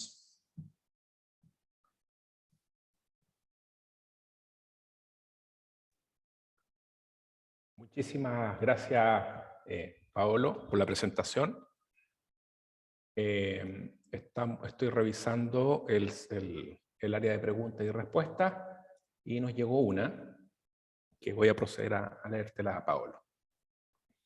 Dice la pregunta: en general en Chile los indicadores asociados a resultados e impactos de proyectos del área económica, asociados a innovación, investigación y desarrollo, emprendimiento, los miden en aumento de ventas, aumento de exportación, etcétera, pero no en cuanto a bienestar o a la colaboración entre actores y capital social.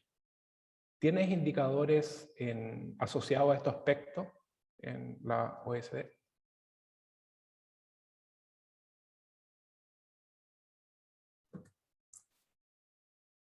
Yes, I'm answering in English. I understood the question.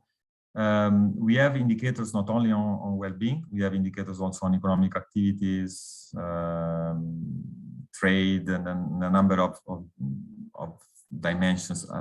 I didn't want to say that well-being is the only metrics that would be worth having for dialogue with policymaking. Measuring productivity, economic activities, investments, and all other aspects is very important. We have a number of indicators. Then, depending on the specific questions, we can see whether this is available. For specific question on availability of indicators, I invite you to go to the regional atlas, which already gives an idea of what is in our databases already publicly available. Then there are specific works that are done on a customized way depending on the projects going on. But there are a number of publicly available information on the economic, financial aspects of regions and cities that can be useful.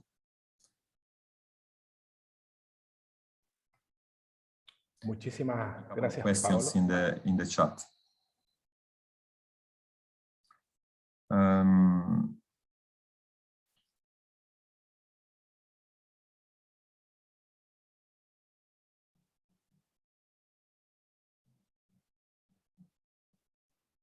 Sí, acá hay una pregunta en el chat. There is a first question on what are the indicators, if you had any feedback on the use of well-being indicators, or more generally indicators done by the OECD. this is a very interesting question because we don't have an answer on this, in the sense that we do have feedback, but it's hard to say but it's not a systematic feedback collected through a survey, something like we should do a survey on this to make sure that we can say, okay, this was most important, most used than another one. We do have anecdotal evidence because countries, regional cities get back to us with questions, sometimes with requests. I have the impression that well-being indicators have been particularly used because they are simple, they are easy to understand, they are easy to communicate to citizens. Everybody understands that, and therefore, even for the issue of fostering a policy dialogue, these are particularly useful. So not only from a more technical point of view, but really for the policy dialogue, the well-being indicators are particularly, let's say, popular. But depending on the domain, on the specific person, stakeholder that can have a very specific interest in one topic, then I cannot say that other indicators are less important. I'm just saying that depending really on the stakeholder. Regarding there is another question, if I may, on the relationship between the Better Life Index, the OECD Better Life Index, and the well-being indicators. So there is a very strict relationship. The Better Life Index is only available at national level, and it is a composite indicator, a composite index, let's say, that is built from well-being indicators. So it's just a synthesis, in a sense. It's just a single index that make a specific synthesis of the well-being indicators in different policy, in different areas of life. So you put together income, jobs, education, life satisfaction, subjective well-being, everything in one number. And this is done only at the national level. And the particular way to produce this index is that the OECD does not decide how you put together, how you weight the different dimensions, but it's the user from the website who decides how to build, let's say, this single value. This is because it's very difficult to build one single number for such a complex, let's say, aspect of well-being.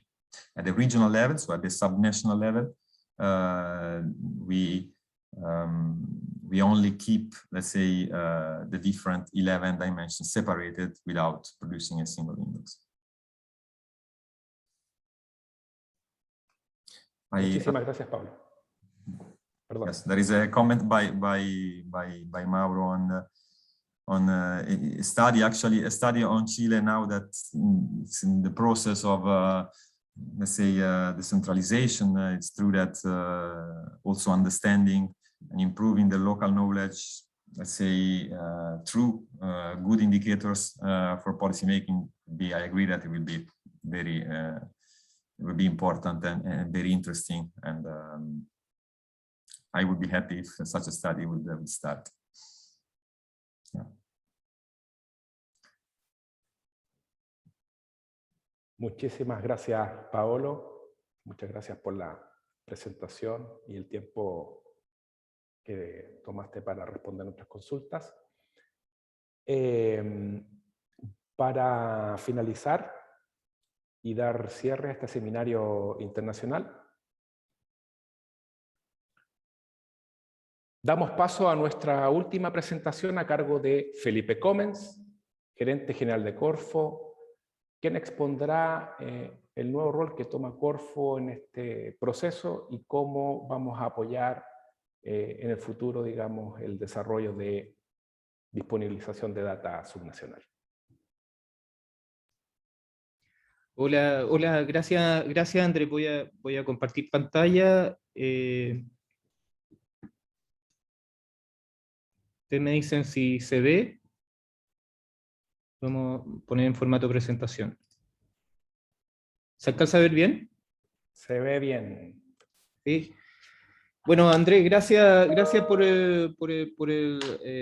organizar este seminario. Antes que nada, Steve, Oliver, Paulo, thank you so much for your presentations. Has been very, very useful for us. And on the sub-regional level data and on the current process that Chile is actually involved.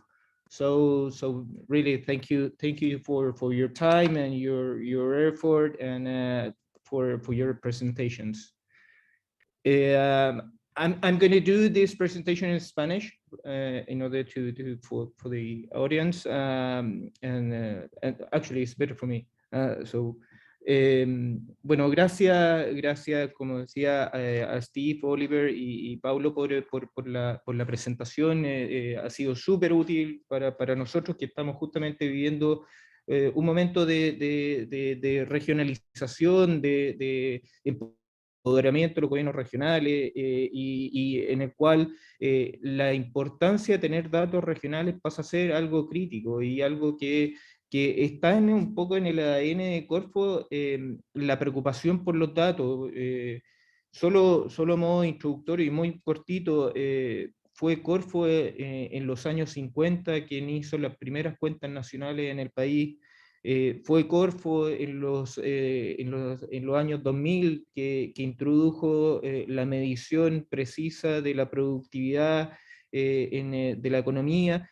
Por lo tanto, nuestra preocupación por los datos ha estado presente en esta y en otras plataformas que queremos mostrar. Entonces, dado eso, ¿por qué? Porque consideramos que los datos son importantes para el proceso de toma de decisiones, y sobre todo cuando hablamos de toma de decisiones con datos que sean subnacionales.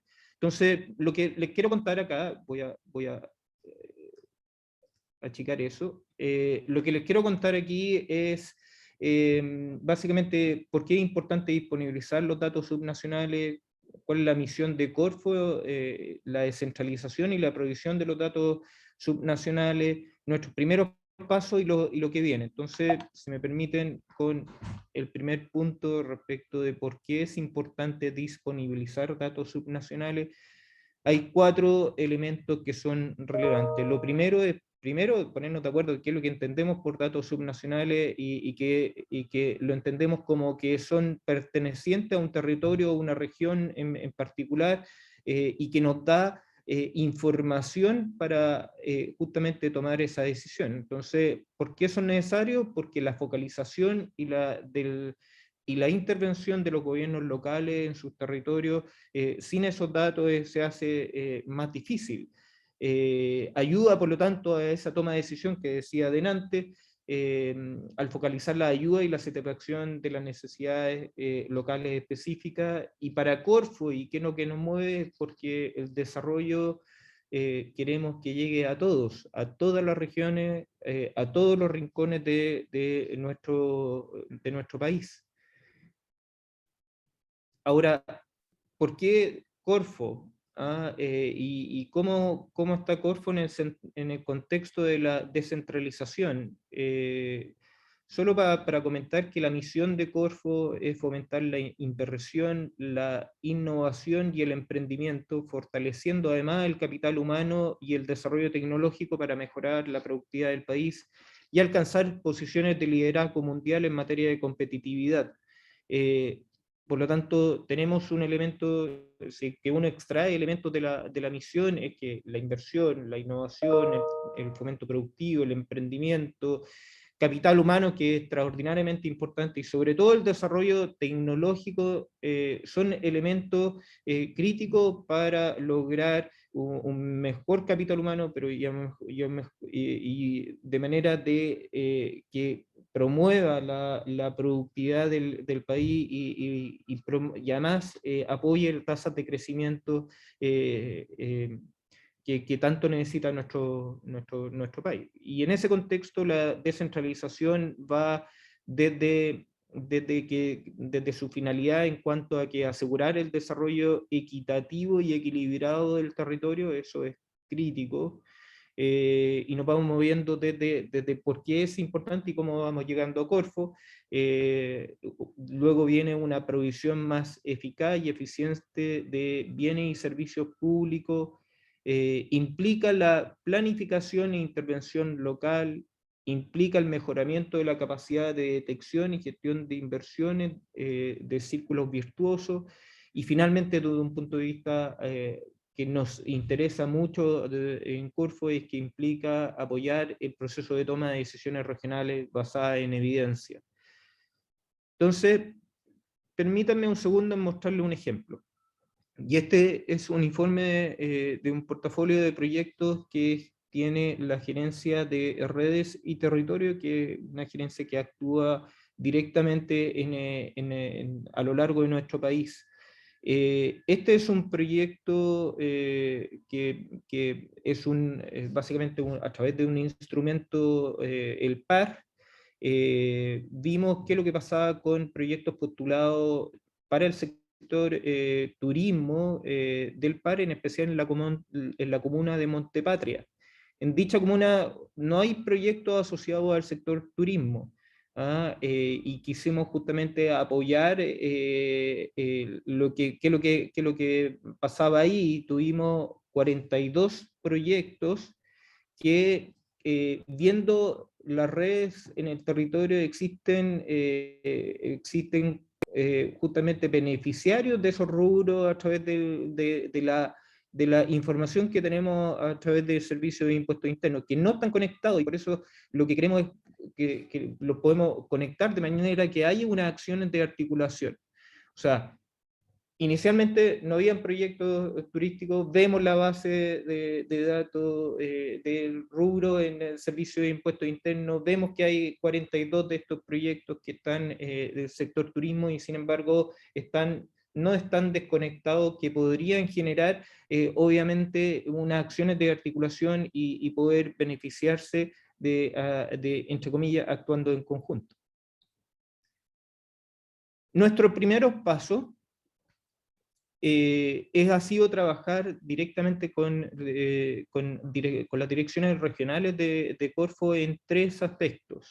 Lo primero es entender la necesidad. La información, por lo tanto, es construida con las preguntas para responder con datos. O sea, primero, cuál es la necesidad que se tiene de las regiones en términos de información, y de manera de poder hacer las preguntas precisas, y después lo que corresponde a la arquitectura de datos, etcétera, que lo muestro enseguida. Después, disponer los análisis, informes o dashboard para apoyar el proceso de toma de decisiones, se base en esta base de datos, valga la redundancia, y finalmente apoyar la toma de decisiones basados justamente en los datos, que pasa a ser información importante. Ahora, para ello, el proceso de la analítica territorial o el ciclo de análisis de datos subnacionales, primero entender, como decía delante, entender el requerimiento, de qué estamos hablando, de qué es lo que se necesita. Segundo, y por lo tanto hay que recolectar esa información. De ahí hay que hacer la arquitectura de datos, el análisis de los datos, la creación de conocimiento e información justamente a partir de esos datos. Viene a partir de esas conclusiones un proceso de toma de decisiones, y datos e información que debe ser administrada, de manera de que volvamos en un ciclo, luego de seguir continuando recolectando información, nuevamente mejoramiento en la arquitectura de datos, análisis de datos, etc. Este es un proceso continuo, ¿ya? Y del cual es importante ir manteniendo, ir complementando toda la información existente desde fuente inicialmente pública, y luego tratar de ir incorporando fuentes que sean privadas, de manera de robustecer la calidad de ese dato y poder hacer las relaciones respectivas. Ahora, para para el desarrollo de los informes que hemos pensado, tiene dos conexiones importantes. Uno, que es toma en consideración la información de los proyectos de Corfo y la intervención en el territorio, la información de caracterización socioeconómica del territorio, que nuevamente es muy importante, tal cual como lo comentaba y se comentaba con Paolo recién. Mediciones comparativas de los territorios, que a su vez, conectando las capacidades y las oportunidades del territorio, nos permiten generar rutas de trabajo, rutas, y que eso luego gatillen tomas de decisiones y generen iniciativas focalizadas, generación hacia iniciativas focalizadas más bien. Entonces, nuevamente, es esta información de proyecto y su intervención en el territorio, la caracterización socioeconómica del territorio, juntándola, nos permite obtener esta información. Y acá hay un ejemplo de Fit for Partnership, que es un informe de monitoreo de un programa internacional que hacemos con Alemania. Y acá una cosa que las relaciones comerciales, los alumnos de la región de Biobío se ha diversificado hacia otros países. Hoy día sus clientes están en un 71,4%, son básicamente, son en 100% sus clientes en Chile, pero sus proveedores son en un 71,4% internacionales, donde Alemania es el 14,3%. Con esta información uno puede hacer y generar oportunidades para trabajar programas de aceleración de empresas locales con mayor nivel de desarrollo empresarial, porque no solamente lo miramos, no solamente a través de qué es lo que pasa por los clientes, sino también a través de las oportunidades que genera a través de los proveedores y cómo poder acelerar, hacer la aceleración con ellos de empresas locales. Nuevamente, esto son información que surge a partir del monitoreo y el seguimiento y la información que se va capturando. Luego, en términos de lo que viene son, lo primero es un informe de caracterización territorial, cuyas fuentes son el Servicio de Impuestos Internos, Banco Central, el INE y Aduana. Segundo es un informe de portafolio de proyectos de la Gerencia de Territorio, que es fuente Corfo, y esta es la parte importante, que se integra en una página web, creando las fichas regionales y para que todos ustedes puedan disponibilizar de esa información. Y quiero mostrarle una maqueta real ya de lo que viene, que es este atlas de caracterización regional, que va a estar disponible en diciembre del 2021. Estas son maquetas reales, donde ustedes van a poder entrar a nivel regional, a nivel provincial y a nivel comunal, con la información tanto de caracterización económica como también por el lado de los proyectos apoyados por Corfo. Lo que queremos es montar esta plataforma e ir complementándola con el tiempo, pero que les sirva justamente apoyar todo o sea, el proceso de descentralización y regionalización que se está haciendo en el país, que es extremadamente importante y en el cual Corfo está completamente comprometido. Eso es, gracias a Andrés por el tiempo, gracias también por la organización. Hasta ahí quedamos. Muchísimas gracias, Felipe. Te agradecemos la presentación de hoy.